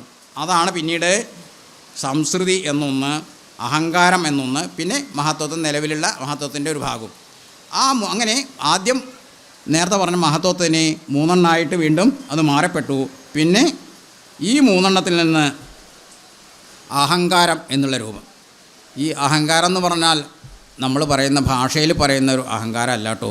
അവന് കുറച്ച് അഹങ്കാരമുണ്ട്, അവന് കുറച്ച് തലക്കനം കൂടും. ഇതൊക്കെ ഇപ്പോൾ ഈ അഹങ്കാരം എന്നുള്ളതിന് പറയാം. പക്ഷേ വേദാന്തത്തിൽ പറയുന്ന അഹങ്കാരം അതല്ല. അങ്ങനെ വേദാന്തത്തിലുള്ള ഭാഷയും ഇതും തമ്മിൽ കുറച്ച് വേണ്ട. അഹങ്കാരം, അഹം ഇതി, ആ തോന്നൽ, അഹം താൻ എന്നുള്ള ആ ഒരു ഭാവത്തിലേക്ക് വരുന്ന ആദ്യത്തെ ഭാവം. അപ്പോൾ അങ്ങനെയുള്ള ഈ അഹങ്കാരത്തിൽ നിന്ന് എന്താണ് ഉണ്ടായത്? അതിൽ നിന്നാണ് ഗുണങ്ങളുണ്ടായത്. സാത്വികം, രാജസം, താമസം എന്നുള്ള 3 ഗുണങ്ങൾ ഈ അഹങ്കാരത്തിൽ നിന്ന് ഉണ്ടായി എന്ന് പറയുന്നു. പിന്നീട് താമസത്തിങ്കൽ നിന്നു സൂക്ഷ്മ തന്മാത്രകളും ഭൂമിപൂർവക സ്ഥൂല പഞ്ചഭൂതവും പിന്നെ രാജസത്തിങ്കിൽ നിന്നുണ്ടായത് ഇന്ദ്രിയങ്ങളും തേജോരൂപങ്ങളായ ദൈവതങ്ങളും പിന്നെ സാത്വികത്തിങ്കൽ നിന്നു മനസ്സുമുണ്ടായി വന്നു. സൂത്രരൂപകം ലിംഗമിവറ്റിൽ നിന്നുണ്ടായി സർവത്ര വ്യാപ്തസ്ഥൂല സഞ്ചയത്തിങ്കൽ നിന്നു ദിവ്യനാം വിരാൾ പുമാനുണ്ടായതെന്നു കേൾപ്പൂ. ആ താമസ ഗുണത്തിൽ നിന്നാണ് പിന്നീട് ഭൂമി തുടങ്ങിയിട്ടുള്ള ഗ്രഹങ്ങളുണ്ടായത്. പഞ്ചഭൂതങ്ങളായിട്ടുള്ള തത്വം അതിൽ നിന്നുണ്ടായി. എന്തൊക്കെയാണ്? പൃഥ്വി, തേജോ, വായു, ആകാശ. ഇതാണ് പഞ്ചഭൂതങ്ങൾ. ഭൂമി, ഭൂമി, വെള്ളം, ആകാശം, ജലം, പിന്നെ അഗ്നി. ഇങ്ങനെ ഈ 5 ഘടകങ്ങൾ ചേർന്നിട്ടാണ് പിന്നെ ഭൂമി ഉണ്ടായത്. അതായത് പിന്നെ സൂക്ഷ്മ തന്മാത്രകളും കൂടി ചേർന്നിട്ടാണ് ഉണ്ടായത്. ഈ പഞ്ചഭൂതങ്ങൾ എവിടെ നിന്നുണ്ടായി? താമസ ഗുണങ്ങളോട് കൂടിയാണ്. അപ്പോൾ അതുകൊണ്ട് തന്നെയാണ് നമ്മൾ മുമ്പ് പറയുണ്ടായി, ഇവിടെ കുറച്ച് മുന്നോട്ട് പോയാൽ നമ്മൾ സമുദ്രം കടക്കുമ്പോൾ സമുദ്രത്തിന് വഴി തരാൻ വേണ്ടിയിട്ട് വരുണൻ കുറച്ച് മടിച്ചു. അപ്പോൾ ആ സമയത്ത് ഒടുക്കം ശ്രീരാമേന്ദ്രൻ തൻ്റെ ആവനാഴിയിൽ നിന്നൊരു അസ്ത്രം എടുത്തിട്ട് തൊടുക്കാൻ ശ്രമിച്ചപ്പോഴാണ് ഭയപ്പെട്ടുകൊണ്ട് വന്നത്. അപ്പോൾ ആ സമയത്ത് ഒടുക്കം പ്രാർത്ഥിക്കുന്നുണ്ട്, ഞങ്ങളെയൊക്കെ അവിടുന്ന് താമസരൂപത്തിൽ അത് നല്ലേ സൃഷ്ടിച്ചത്, അതുകൊണ്ട് എന്തെങ്കിലും കാര്യം ഗ്രഹിക്കണമെങ്കിൽ കുറച്ച് താമസം വരും, അതുകൊണ്ടുണ്ടായിട്ടുള്ള അബദ്ധമാണേ, പൊറുക്കണേ എന്ന് പറഞ്ഞ് നമസ്കരിച്ചിട്ട് ദവിയുന്നുണ്ട്. അപ്പോൾ ഈ താമസ സ്വഭാവം എന്ന് പറഞ്ഞാൽ വളരെ പതുക്കെ കാര്യങ്ങൾ പറഞ്ഞാൽ മനസ്സിലാവുള്ളൂ, പെട്ടെന്ന്. അപ്പോൾ അതുകൊണ്ട് പറ്റിയിട്ടുള്ളതാണ്. അപ്പോൾ അങ്ങനെയുള്ള താമസ ഘടകങ്ങളെ കൊണ്ടാണ് ഭൂമി തുടങ്ങിയിട്ടുള്ള പഞ്ചഭൂതങ്ങൾ അങ്ങനെയുള്ള ഭൂമി തുടങ്ങിയിട്ടുള്ള ഗ്രഹങ്ങളെയും മറ്റും സൃഷ്ടിച്ചത്. സൂക്ഷ്മ തന്മാത്രകൾ സൃഷ്ടിച്ചു, പഞ്ചഭൂതങ്ങളായിട്ടുള്ള വസ്തുക്കളെ സൃഷ്ടിച്ചു. അപ്പോൾ അങ്ങനെ ആദ്യത്തെ ഒരു ഇത് ഘടകം കഴിഞ്ഞു. അത് പിന്നെ രാജസത്തിൽ നീങ്ങുന്നത്, പിന്നെ ഒരു മനുഷ്യനായി കഴിഞ്ഞാലോ അല്ലെങ്കിൽ ജീവൻ ആയി കഴിഞ്ഞാലോ അതിൽ വേറെയും ഘടകങ്ങൾ വേണം. വെറും ഇത് മാത്രം പോരാ. ഇത് ജീവജാലങ്ങൾക്ക് മുഴുവൻ ബാധകമാണ്. പിന്നെ ഇന്ദ്രിയങ്ങളാണ്. കർമ്മേന്ദ്രിയങ്ങൾ 5, ജ്ഞാനേന്ദ്രിയങ്ങൾ 5.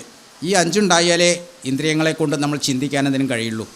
അപ്പോൾ ഈ കർമ്മേന്ദ്രിയങ്ങൾ, ജ്ഞാനേന്ദ്രിയങ്ങൾ എന്ന കണ്ണ്, മൂക്ക, നിങ്ങൾ അറിയുമല്ലോ, അതൊക്കെ ആർദ്ധികമായിട്ട് നമ്മൾ പഠിക്കുന്ന കണ്ണ്, മൂക്ക്, നാവ്, ചെവി തുടങ്ങിയിട്ടുള്ള 5 കാര്യങ്ങൾ, ത്വക്ക്. അതേപോലെ തന്നെ കർമ്മേന്ദ്രിയങ്ങൾ, പാദം, ഹസ്തം, ഗുദം തുടങ്ങിയിട്ടുള്ള 5 കാര്യങ്ങൾ. ഇങ്ങനെ ഈ 5 10 5 ജ്ഞാനേന്ദ്രിയവും 5 കർമ്മേന്ദ്രിയവും ചേർന്നിട്ട് ഉള്ള ശരീരം ഇതാണ്. പിന്നെ അതിനൊപ്പം ചേർന്ന് മനസ്സും വേണം. ഇത്രയും ആയിക്കഴിഞ്ഞാൽ കഷ്ടിച്ച് നേരത്തെ പറഞ്ഞ ഇതിന്നൊരു രൂപം ഉണ്ടാക്കാൻ കഴിയും. ആ രൂപം ഉൾക്കൊണ്ടുകൊണ്ടാണ് പ്രപഞ്ചത്തിനെയും സൃഷ്ടിച്ചത്, പ്രപഞ്ചത്തിലെ ഓരോ ജീവിയെയും ഉണ്ടാക്കി തീർത്തത്. അതിൽ കുറച്ചും കൂടി വിശേഷ ബുദ്ധിയുള്ള മനസ്സിൽ നിന്നാണ് മറ്റു കുറേ കാര്യങ്ങളും ഉണ്ടായത്. അതിനെപ്പറ്റിയാണ് പിന്നീട് പറയുന്നത്. ആദ്യം സാത്വിക രൂപത്തിൽ നിന്നാണ് മനസ്സുണ്ടായത്. അതോടുകൂടി സാത്വിക സ്വഭാവത്തിൽ നിന്ന് ദേവകളെയും സൃഷ്ടിച്ചു എന്ന് പറയുന്നത്. പിന്നീടോ ഇത്രയും സർവത്ര വ്യാപ്തസ്ഥൂല സഞ്ചയത്തിൽ നിന്ന് ഇതിൻ്റെ എല്ലാം കൂടി ഒന്നിച്ചു കൂടിയിട്ടുള്ള, അതിൽ നിന്ന് എല്ലാം കൂടി ചേർന്നിട്ടുള്ള എല്ലാ ഗുണങ്ങളോടും കൂടിയിട്ടാണ് വിരാട് പുമാനെ സൃഷ്ടിച്ചത്, അതായത് അവിടുത്തെ സൃഷ്ടിച്ചത് എന്ന്.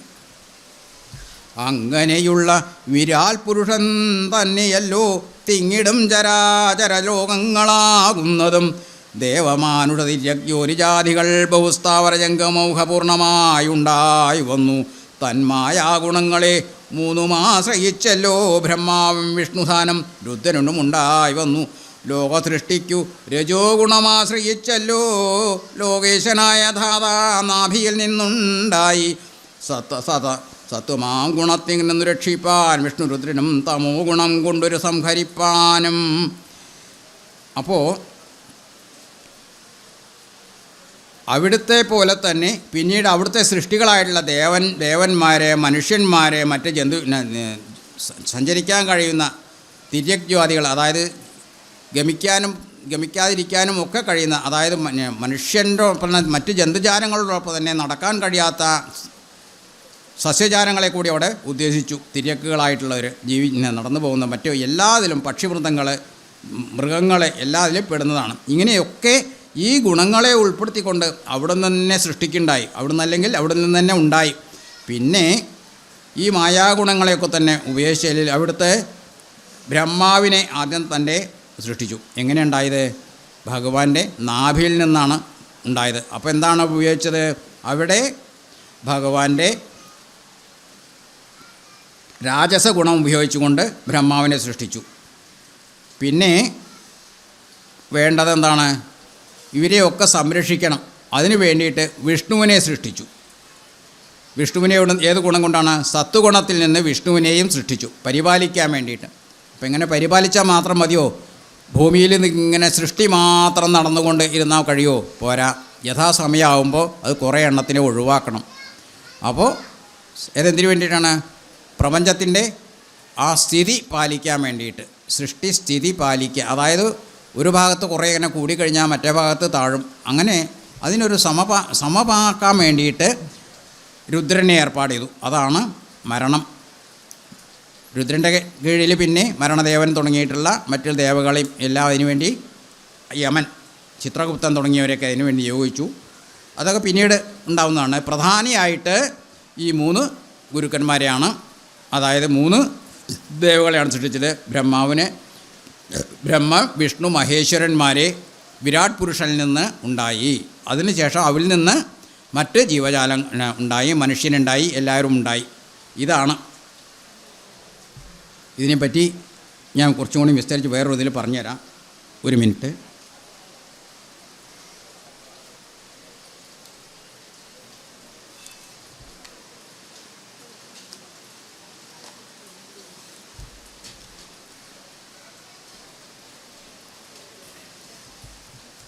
ഈ വിഷയത്തിന് തന്നെ ഞാൻ മറ്റൊരു കവിത എഴുതിയിട്ടുണ്ടായിരുന്നു. അത് ഞാനിവിടെ, അതായത് ശിവൻ്റെ കാര്യം പറയുമ്പോൾ അതേപോലെ തന്നെ അതായത് 2 കൂട്ടത്തിലാണ്. നമ്മളന്ന് 3 കൂട്ടമാണ്. ശാക്തേയന്മാർ എന്ന് ഭഗവതിയുടെ കാര്യങ്ങൾ പറഞ്ഞതാകുമ്പോൾ വൈഷ്ണവന്മാരായും കൊണ്ടൊരു കൂട്ടർ, പിന്നെ ശിവഭക്തന്മാരായതൊരു കൂട്ടർ, ശൈവർ. അപ്പോൾ അങ്ങനെയാണോ 3 തരായും കൊണ്ടാണ് ആദ്യത്തിലുണ്ടായിരുന്നത്. ഇന്നിപ്പോൾ 3ഉം ഒരേ ഇതായി കഴിഞ്ഞു. അന്ന് ഇവർ തമ്മിൽ മത്സരങ്ങളും ഇതൊക്കെ ഉണ്ട്. അപ്പോൾ ഈ ശിവരാത്രിക്ക് സംബന്ധിച്ച് നമ്മൾ ശിവരാത്രിയൊക്കെ നമ്മൾ ആഘോഷിക്കുന്നുണ്ട്. അപ്പോൾ ശിവനാണ് അങ്ങനെ ശൈവന്മാരെ സംബന്ധിച്ചോളം മഹത്തായിട്ടുള്ള വലിയ ദേവൻ. അപ്പോൾ അതിനനുസരിച്ചിട്ട് 2ൻ്റെയും പറയുന്ന തത്വം ഒന്ന് തന്നെയാണ്. അതാണ് ഇവിടെ പറയുന്നത്. ശിവനിൽ പറയണം ശിവനെ പറയുന്ന കഥയാണെങ്കിലും ഭാഗവതത്തിൽ പറയുന്ന കഥയാണെങ്കിലും 2ൻ്റെയും തത്വം ഒന്ന് തന്നെയാണ്. ഞാനതൊന്നും ഇവിടെ അവതരിപ്പിക്കാം.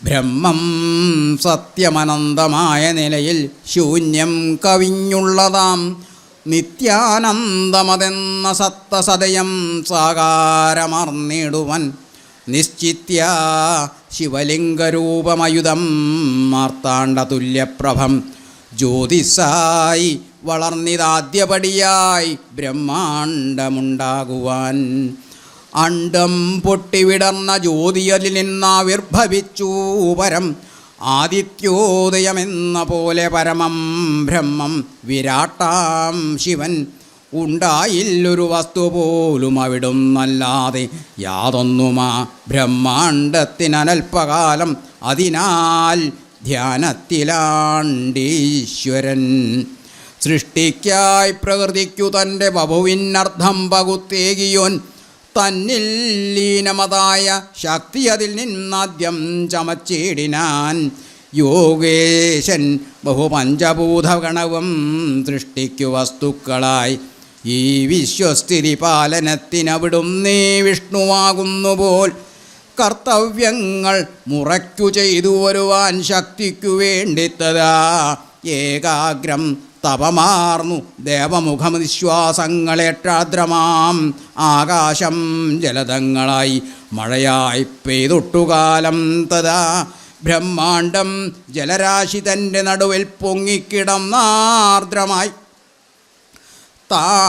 തൻ വീര്യത്തെ ജലത്തി വീഴ്ത്തി ഭഗവാൻ സൃഷ്ടിച്ചു ജീവാങ്കുരം നിസ്തന്തം തപമാർന്നു വീണ്ടും അയുധം വർഷങ്ങൾ ആഴങ്ങളിൽ ശ്രീപത്മം ഭഗവാന്റെ നാഭിയിൽ നിന്നുദ്ഭൂതമത്യന്തമാം വിസ്താരത്തൊടു കാന്തിയോടെ മൃദുവായി ചാഞ്ചാടിയോളങ്ങളിൽ സൃഷ്ടിക്കായൊരു ദേവനെയും അവിടുന്നുണ്ടാക്കി ബ്രഹ്മൻ മഹാനാഭി പത്മമതിൽ നടുക്കു സുഖമായി തന്നെ ഇരുത്തിത്തഥാ മായയ്ക്കാസ്പദമായി ഉറങ്ങിയുണരും നേരത്തു തീവ്രം തപം ചെയ്യാനാജ്ഞ ലഭിച്ചു ഘോരതപവും പൂണ്ടങ്ങിരുന്നീടിനാൻ സൃഷ്ടിക്കുള്ളൊരു വൈഭവങ്ങൾ വളരാൻ വൈജാത്യമുണ്ടാകുവാൻ ജ്ഞാനം നേടി വിധാവു തൻ്റെ മതിയെ ഏകാഗ്രമാക്കിയിട്ടു താൻ സൃഷ്ടിച്ചു പല ജന്തുജാലമതുപോൽ സസ്യങ്ങൾ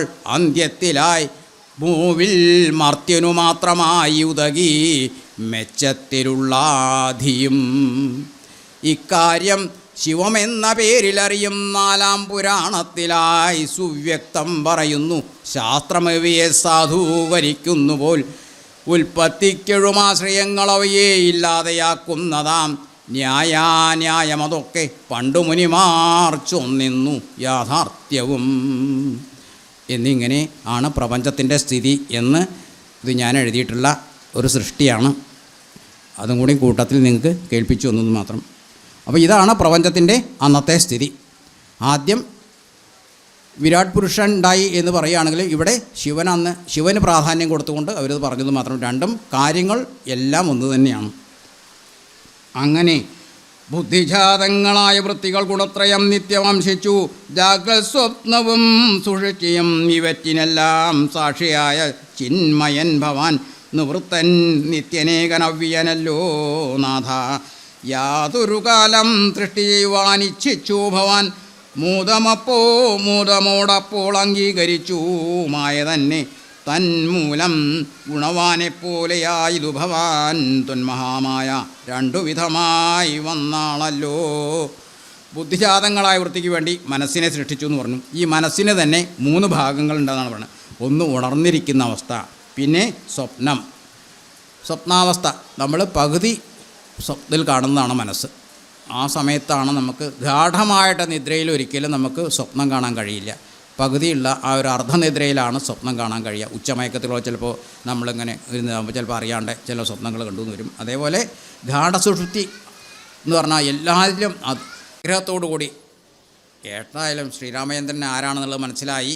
അദ്ദേഹത്തിന് അറിയാത്ത അറിവുകളൊന്നുമില്ല. അപ്പോൾ മോക്ഷകാരകമായുള്ള അറിവുകൾ കൂടി തേടണം എന്ന് വെച്ചുകൊണ്ട് ലക്ഷ്മണൻ ചോദിക്കുമ്പോഴാണ് പറയുന്നത്, ലക്ഷ്മണനുരുദിനമേകാന്തേ രാമദേവൻ തൃക്കടൽ കൂപ്പി വിനയാന്വിതനായി ചൊന്നാൻ, മുക്തിമാർഗത്തെ അരുൾ ചെയ്യണം ഭഗവാനെ, ഭക്തനാമടിയനോടജ്ഞാനം നീങ്ങും വണ്ണം, ജ്ഞാനവിജ്ഞാന ഭക്തി വൈരാഗ്യ ചിഹ്നമെല്ലാം മാനസാനന്ദം വരുമാറരുൾ ചെയ്തിടണം.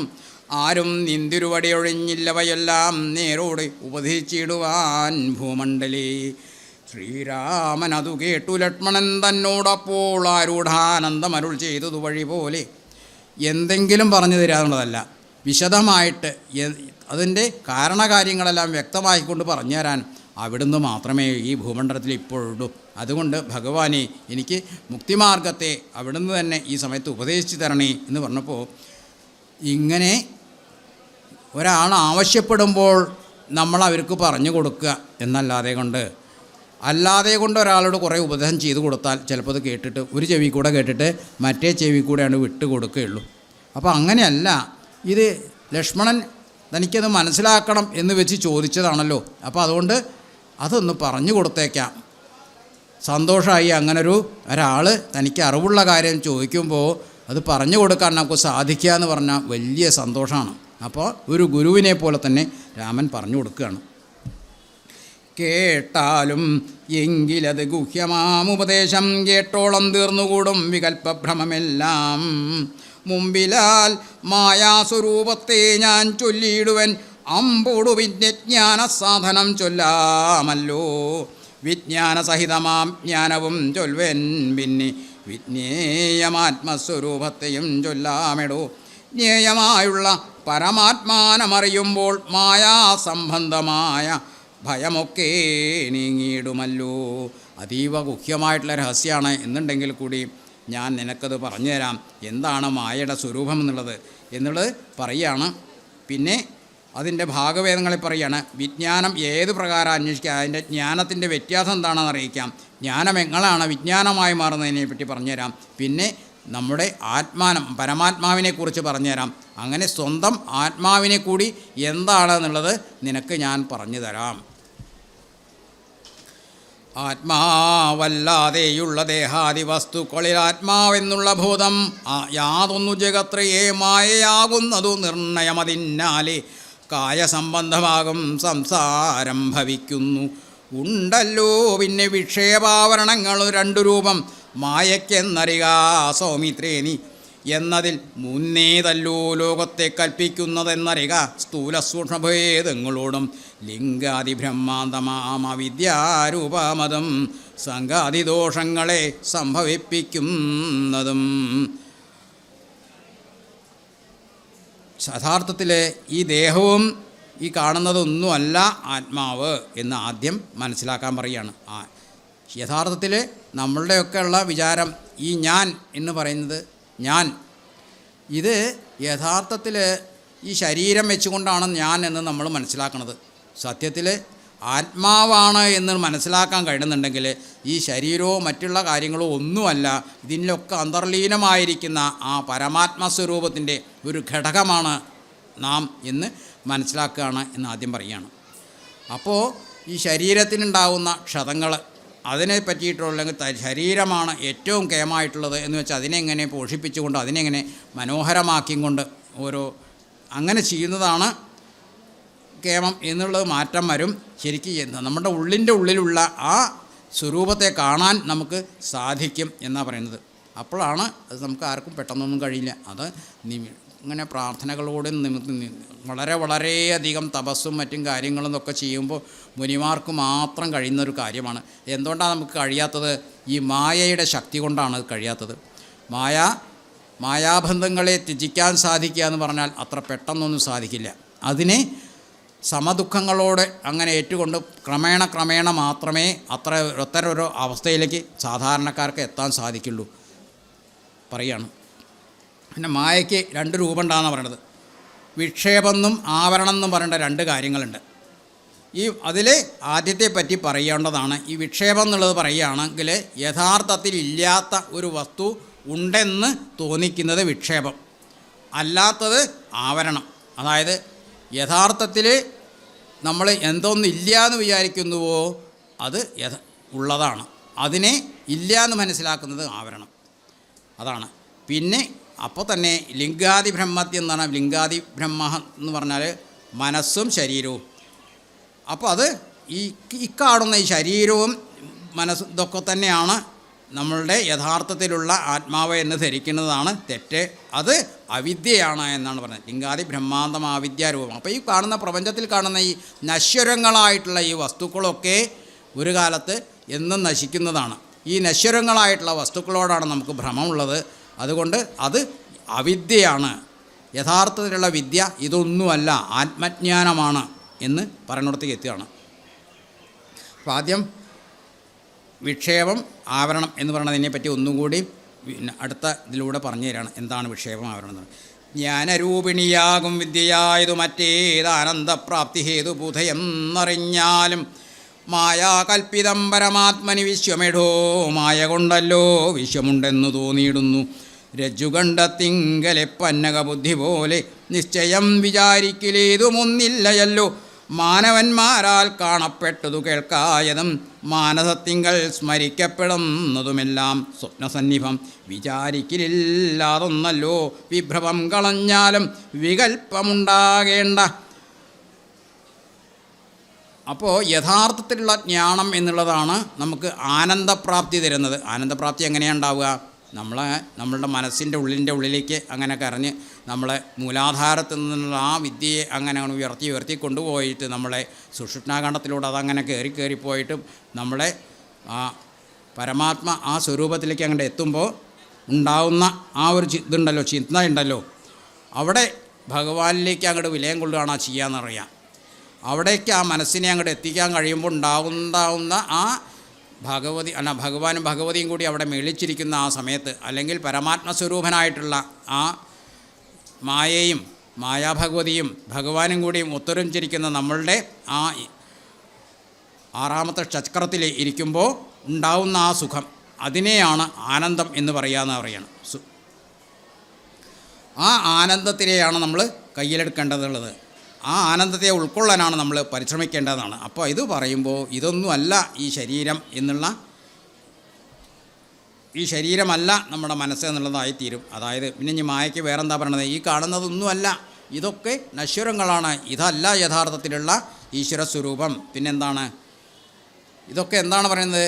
രജ്ജുകണ്ഠത്തെങ്കിലേ പന്നകബുദ്ധി പോലെ. നമ്മൾ ഒരു കയറ് കണ്ടിട്ട്, അതായത് രാവിലെ അമ്പലത്തിലേക്ക് തൊഴാൻ വരികയാണ്. ആ സമയത്ത് വഴിയിൽ സ്ട്രീറ്റ് ലൈറ്റൊക്കെ ഉണ്ട്. പെട്ടെന്ന് സ്ട്രീറ്റ് ലൈറ്റുണ്ട്, പെട്ടെന്നാണ് കെട്ടുപോയി, കറണ്ട് പോയി. സമയത്ത് പെട്ടെന്ന് വഴിയിലൊരു കയറ് കിടക്കുന്നു കാണണം. അയ്യോ പാമ്പ് എന്ന് പറഞ്ഞ് നമുക്ക് പിന്നാക്കാണ്ട് കാലെടുത്ത് വെക്കാൻ തോന്നുന്ന ആ ഒരു റിഫ്ലക്സേഷൻ എന്ന് പറയുന്ന ആ ഒരു ഇതുണ്ടല്ലോ, ഈ ഒരു പ്രജ്ഞയെയാണ് ഇവിടെ രഞ്ജുകണ്ഠത്തിലെ നമ്മൾ യഥാർത്ഥത്തിൽ കയറാണ്. പിന്നെ അടുത്ത വെളിച്ചം വന്നിട്ട് വേണം നമുക്ക് യഥാർത്ഥത്തിലുള്ള ജ്ഞാനം, അത് പാമ്പല്ലായിരുന്നു അല്ലേ, കയറാണല്ലേ എന്ന് മനസ്സിലാക്കുന്നത്. അപ്പോൾ ഈ ഒരു അറിവ് ഉണ്ടാവും. ഇതേപോലെ തന്നെയാണ് യഥാർത്ഥത്തിലുള്ള ജ്ഞാനം കൈവരുമ്പോൾ നമ്മൾ ഈ കാണുന്നതൊന്നും അല്ല അല്ലേ അപ്പോൾ ഈശ്വരൻ, അല്ലെങ്കിൽ അതൊന്നും അല്ല അല്ലേ നമ്മളുടെ ചിത്രൂപം എന്ന് മനസ്സിലാകും. പിന്നെയോ മാനവന്മാരാൽ കാണപ്പെട്ടതും കേൾക്കായതും മാനസത്തിങ്കൽ സ്മരിക്കപ്പെടുന്നതുമെല്ലാം സ്വപ്നസന്നിഭം വിചാരിക്കലില്ലതൊന്നല്ലോ. വിഭ്രമം കളഞ്ഞാലും വികല്പമുണ്ടാകേണ്ട. അപ്പോൾ ഈ കാണുന്നതൊന്നുമല്ല, അതൊക്കെ ഒരു കേവലം സ്വപ്നമായിട്ട് നമ്മൾ കണ്ടാൽ മതി എന്നാണ്. സംസാര വൃക്ഷമൂലമായതു ദേഹം, തന്മൂലം പുത്രകളത്രാദി സംബന്ധമെല്ലാം ദേഹമായതു പഞ്ചഭൂത സഞ്ചയം. മതം ദേഹസംബന്ധം മായാവൈഭവം വിചാരിച്ചാൽ. ഈ ഒരു മായ കൊണ്ട് തന്നെയാണ് നമ്മൾ മായാബന്ധിതന്മാരായിട്ട് പുത്രകളത്രാദികളെ, അയ്യോ എൻ്റെ ഉണ്ണി, എൻ്റെ കുട്ടി, എൻ്റെ കുട്ടിയോൾ ഇപ്പോൾ ഇവിടെ അങ്ങനെ ഇരിക്കുമ്പോൾ പെട്ടെന്ന് അയ്യോ ഞാൻ അവന് രാവിലത്തെ പലഹാരം, ചായയും പലഹാരം ഒന്നും കൊടുക്കാണ്ടാണല്ലോ വന്നത്, എടുത്ത് കഴിക്കുകയോ ആവോ, എന്താ കഴിക്കാണ്ട സ്കൂളിലേക്ക് പോവുകയോ ആവോ, ഇങ്ങനെയൊക്കെയുള്ള ആ ഒരു ചിന്ത ഉണ്ടല്ലോ, അത് ഇതുകൊണ്ടുണ്ടാവുന്നതാണ്. അതേപോലെ തന്നെ എൻ്റെ കുട്ടിക്ക് എന്തെങ്കിലും പറ്റുമോ ആവോ, അല്ലെങ്കിൽ അതെൻ്റെ ഇങ്ങനെ ഓരോ അവനവനിക്ക് വേണ്ടപ്പെട്ടവരോടുണ്ടാകുന്ന ആ ഒരു മമത, ഇത് സത്യത്തിൽ മായ കൊണ്ടുണ്ടാകുന്നത്. ഇത് സത്യത്തിൽ ഓരോ ജീവജാലങ്ങളുടെയും നിലനിൽപ്പിന് ഉണ്ടാക്കി തന്നെയാണ് ഈ മായ. അതല്ലാതുണ്ടെങ്കിൽ പ്രസവിച്ച് കഴിഞ്ഞ ഒരു പശുവിനെ കാട്ടിലാണ് പ്രസവിക്കണം വിചാരിക്കുക, അവിടെ പ്രസവിച്ച് കിടക്കുകയാണ്. ആ സമയത്ത് ഏതെങ്കിലും ഒരു ദുഷ്ടമൃഗം അതിനെ ആക്രമിക്കാൻ വന്നു കഴിഞ്ഞാൽ അതിന് തൻ്റെ കുഞ്ഞിനെ രക്ഷിക്കാണ്ടാകുന്ന ആ ത്വര, ചാടി എണീറ്റ് കൊമ്പുയർത്തി അതിനെ ആക്രമിച്ച് ഓടിച്ചിട്ടുണ്ടായിരിക്കും ഏത് ഇതാണെന്നുണ്ടെങ്കിലും. അതേപോലെയുള്ള അപ്പോൾ എവിടുന്നോ അതിനൊരു ശക്തി കിട്ടുകയാണ്, ഇതാ തൻ്റെ കുഞ്ഞ് എന്നുള്ള ഈ ഒരു പ്രജ്ഞ ഏത് ജീവജാലങ്ങൾക്കും തൻ്റെ കുഞ്ഞിനോടുണ്ടാവും. പ്രസവിച്ച് കഴിഞ്ഞ് കിടക്കുന്ന മനുഷ്യന് മാത്രമല്ല ഏത് ജന്തുജാലങ്ങൾക്കും ആ സമയത്ത് തൻ്റെ കുഞ്ഞിനോടുണ്ടാകുന്ന ഒരു മായ, ആ ശിശുവിൻ്റെ അല്ലെങ്കിൽ ഇങ്ങനെ ഒരു മായ ഇല്ലാന്നുണ്ടെങ്കിൽ അതിനെ ദൈവം നോക്കിക്കോളും എന്ന് പറഞ്ഞ് ഇട്ട് പോവും. കുഞ്ഞുങ്ങളാണെങ്കിൽ പ്രസവിച്ച് കഴിഞ്ഞാൽ അവിടെ ഇട്ട് പോവും. അപ്പോൾ അവർക്ക് വേണ്ട പോലെ വളർച്ചയും ഇതൊന്നും ഉണ്ടാവില്ല, വളരാനൊന്നും ഉള്ള സാഹചര്യം ഉണ്ടാവില്ല. അപ്പോൾ അങ്ങനെയുള്ള ജന്തുക്കൾക്കോ മറ്റാർക്കോ വളരാനുള്ളൊരു സാഹചര്യം കൂടി ഉണ്ടാവണം. അതിനുവേണ്ടി ഭഗവാൻ സൃഷ്ടിച്ചിട്ടുള്ള ഒരു ചിന്തയാണ് ഈ മായ. അതിനെ അതിജീവിക്കണം എന്നുണ്ടെങ്കിൽ അപ്പോൾ ഓരോ ഘട്ടമായിട്ട് മാത്രം നമ്മൾ ആദ്യം തന്നെ ഈ മുക്തിയിലേക്ക് കടന്നു പോകാൻ പാടില്ല. ആദ്യം വിദ്യാഭ്യാസം, പിന്നെ ഗാർഹസ്ഥ്യം, പിന്നെ വാനപ്രസ്ഥം. അങ്ങനെയുള്ള ഈ മൂന്നാമത്തെ സ്റ്റേജിലെത്തുമ്പോൾ മാത്രമേ അങ്ങനെയൊക്കെയുള്ള ബന്ധങ്ങളിലേക്ക് നമുക്ക് കടക്കാൻ പാടുള്ളൂ എന്നാണ് ശാസ്ത്രങ്ങൾ പറയുന്നത്. അല്ലെങ്കിൽ മറ്റുള്ളതിനൊന്നും നിലനിൽപ്പില്ല. പിന്നെ ഈ 3 വഴി കൂടെ കടന്നു പോവാതെ കൊണ്ട് ഒടുവിൽ ആദ്യം തന്നെ നമ്മൾ വാനപ്രസ്ഥയിലേക്ക് കടന്നു കഴിഞ്ഞാൽ പെട്ടെന്ന് നമുക്ക് ചാഞ്ചല്യം വരും ചെയ്യും. മറ്റുള്ള കാര്യങ്ങളുണ്ടാകുമ്പോൾ നമ്മൾ എന്താണോ ആഗ്രഹിച്ചത് അതിൽ നിന്ന് തെറ്റും കൊണ്ട് അതിലേക്ക് വ്യതിചലിക്കാനുള്ള അവസ്ഥ ഉണ്ടാവും. അതിനരുത് എന്നാണ് ശങ്കരാചാര്യരും കൂടിയും പറയുന്നത്. അപ്പോൾ നമ്മൾ ഓരോ ഘട്ടങ്ങളായിട്ട് കടന്നു പോയിട്ടുണ്ടെങ്കിൽ വേണം നമ്മൾ ഈ ഭാഗത്തേക്ക് എത്താൻ, വാനപ്രസ്ഥം എന്നുള്ളതിലേക്കും പിന്നെ മുക്തിയിലേക്കുള്ള കാര്യങ്ങളിലേക്കൊക്കെ കടക്കാൻ ചിന്തിക്കാനുള്ളത്. അപ്പോൾ അതുവരെ നമ്മൾ ഈ മായയെ ഭേദിക്കാമെന്ന് വിചാരിച്ചാൽ സാധിക്കില്ല. അഥവാ സാധിച്ചു വെച്ചാൽ തന്നെ നമുക്ക് പിരികെ ചിലപ്പോൾ പോകേണ്ടി വരും. അപ്പോൾ പിന്നെന്താണ്, ഇന്ദ്രിയ ദശകവും അഹങ്കാരവും ബുദ്ധി മനസ്സും ചിത്തമൂലപ്രകൃതി എന്നിതെല്ലാം മൂർത്തുകൊണ്ടാലും ഒരുമിച്ചിരിക്കുന്നതല്ലോ ക്ഷേത്രമായതു ദേഹമെന്നുണ്ടല്ലോ നാമം. അതാണ് ദേഹം. ദേഹം എന്ന് പറഞ്ഞാൽ ഈ 10 ഇന്ദ്രിയങ്ങൾ, ജ്ഞാനേന്ദ്രിയങ്ങളും കർമ്മേന്ദ്രിയങ്ങളും പിന്നെ നേരത്തെ പറഞ്ഞ ആ മഹത്തത്വത്തിൻ്റെ അഹങ്കാരം, പിന്നെ ബുദ്ധി മനസ്സ്, പിന്നെ മൂലപ്രകൃതി എന്നുള്ളൊരിതും കൊണ്ട് അത് അങ്ങേപ്പുറത്ത് നേരത്തെ പറഞ്ഞതിൻ്റെ ആ വിഘടിച്ചിട്ടുള്ള മഹത്തത്വം നിന്ന് വിഘടിച്ചിട്ടുള്ളതാണ് ചിത്തമൂലപ്രകൃതി. അതും കൂടി ചേർന്നിട്ടുള്ള രൂപമാണ് മനസ്സ്, ശരീരം എന്നുള്ളത് മനസ്സിലാക്കുക. പിന്നെയോ എന്നിവറ്റിങ്കിൽ നിന്ന് വേറൊന്നു ജീവനതും നിർണയം പരമാത്മാ നിശ്ചലൻ നിരാമയൻ ജീവാത്മസ്വരൂപത്തെ അറിഞ്ഞുകൊള്ളുവാനുള്ള സാധനങ്ങളും കേട്ടുകൊള്ളുക സൗമിത്രേ നീ. ഇനി ആ ജീവാത്മാവ് എന്നുള്ളത് എന്താണെന്നുള്ളത് ഞാൻ പറയാം. മറ്റത് കഴിഞ്ഞത് വെറും ശരീരം. എന്തിനാണ്? ഒരു ക്ഷേത്രത്തിലെ എങ്ങനെയാണോ ഒരു ക്ഷേത്രം ഉള്ളത് അതേപോലെ തന്നെയാണ് നമ്മുടെയൊക്കെ ഈ ശരീരം. ഓരോ ക്ഷേത്രത്തിൻ്റെ ഓരോരോ ഭാഗങ്ങളും ഓരോരോ ഘടകങ്ങളും ക്ഷേത്രത്തിലെ അല്ലെങ്കിൽ നമ്മളെ ശരീരശാസ്ത്രം അനുസരിക്കുന്ന പോലെയാണ് ക്ഷേത്രവും നിർമ്മിച്ചിട്ടുള്ളത്. അതായിരിക്കും ഏറെ ഉചിതമായിട്ട് പറയുക. ക്ഷേത്രം എന്ന് പറഞ്ഞാൽ നമ്മുടെ ശരീരം തന്നെ പരമമായിട്ടുള്ള പാവനമായിട്ടുള്ള ആത്മാവിന് കുടികൊള്ളാനുള്ള ക്ഷേത്രമാണ് എന്നാണ് പറയുന്നത്. ജീവാത്മാവെന്നും പരമാത്മാവെന്നതുമോർക്കിൽ കേവലം പര്യായ ശബ്ദങ്ങളെന്നറിഞ്ഞാലും ഭേദമേതുമേയില്ല രണ്ടുമൊന്നത്രേ നൂനം ഭേദമുണ്ടെന്നു പറയുന്നത് അജ്ഞന്മാരല്ലോ. മാനവും ഡംബം ഹിംസാവക്രത്വം കാമക്രോധം മനസ്സി വെടിഞ്ഞു സന്തുഷ്ടനായി സദാകാലം അന്വേഷാവാദികളും സഹിച്ചു സമബുദ്ധ്യാ മഞ്ഞുഭാവവും അകലെ കളഞ്ഞനുദിനം ഭക്തി കൈക്കൊണ്ടു ഗുരുസേവയും ചെയ്തു ചിത്തശുദ്ധിയും ദേഹശുദ്ധിയും ചെയ്തുകൊണ്ടു നിത്യവും സൽക്കർമ്മങ്ങൾക്കിളക്കം വരുത്താതെ സത്യത്തെ സമാശ്രയിച്ച ആനന്ദസ്വരൂപനായി ഇങ്ങനെ വേണം താമസിക്കേണ്ടത് വേണം. അപ്പോൾ സത്യത്തിൽ നമ്മൾ ജീവാത്മാവ് ഒന്നുണ്ട്, പരമാത്മാവ് ഒന്നുണ്ട്, വേറെ എന്ന് ധരിക്കേണ്ട. രണ്ടും ഒരേ ഇതിൻ്റെ രൂപങ്ങൾ തന്നെയാണ്. അത് രണ്ടിനും വ്യത്യാസമില്ല. സത്യത്തിൽ നമ്മളിലൊക്കെ ഓരോ പരമാത്മാ ചൈതന്യമുണ്ട്, അതിൻ്റെ ഒരു ഘടകം മാത്രം. ഇവിടുന്ന് പോയി കഴിഞ്ഞാലോ ആ പരമാത്മാവിലേക്ക് തന്നെയാണ് അതിൻ്റെ മൂലം പ്രധാനമായിട്ടുള്ള ആ ഭാഗം പോയി ചേരുന്നത്.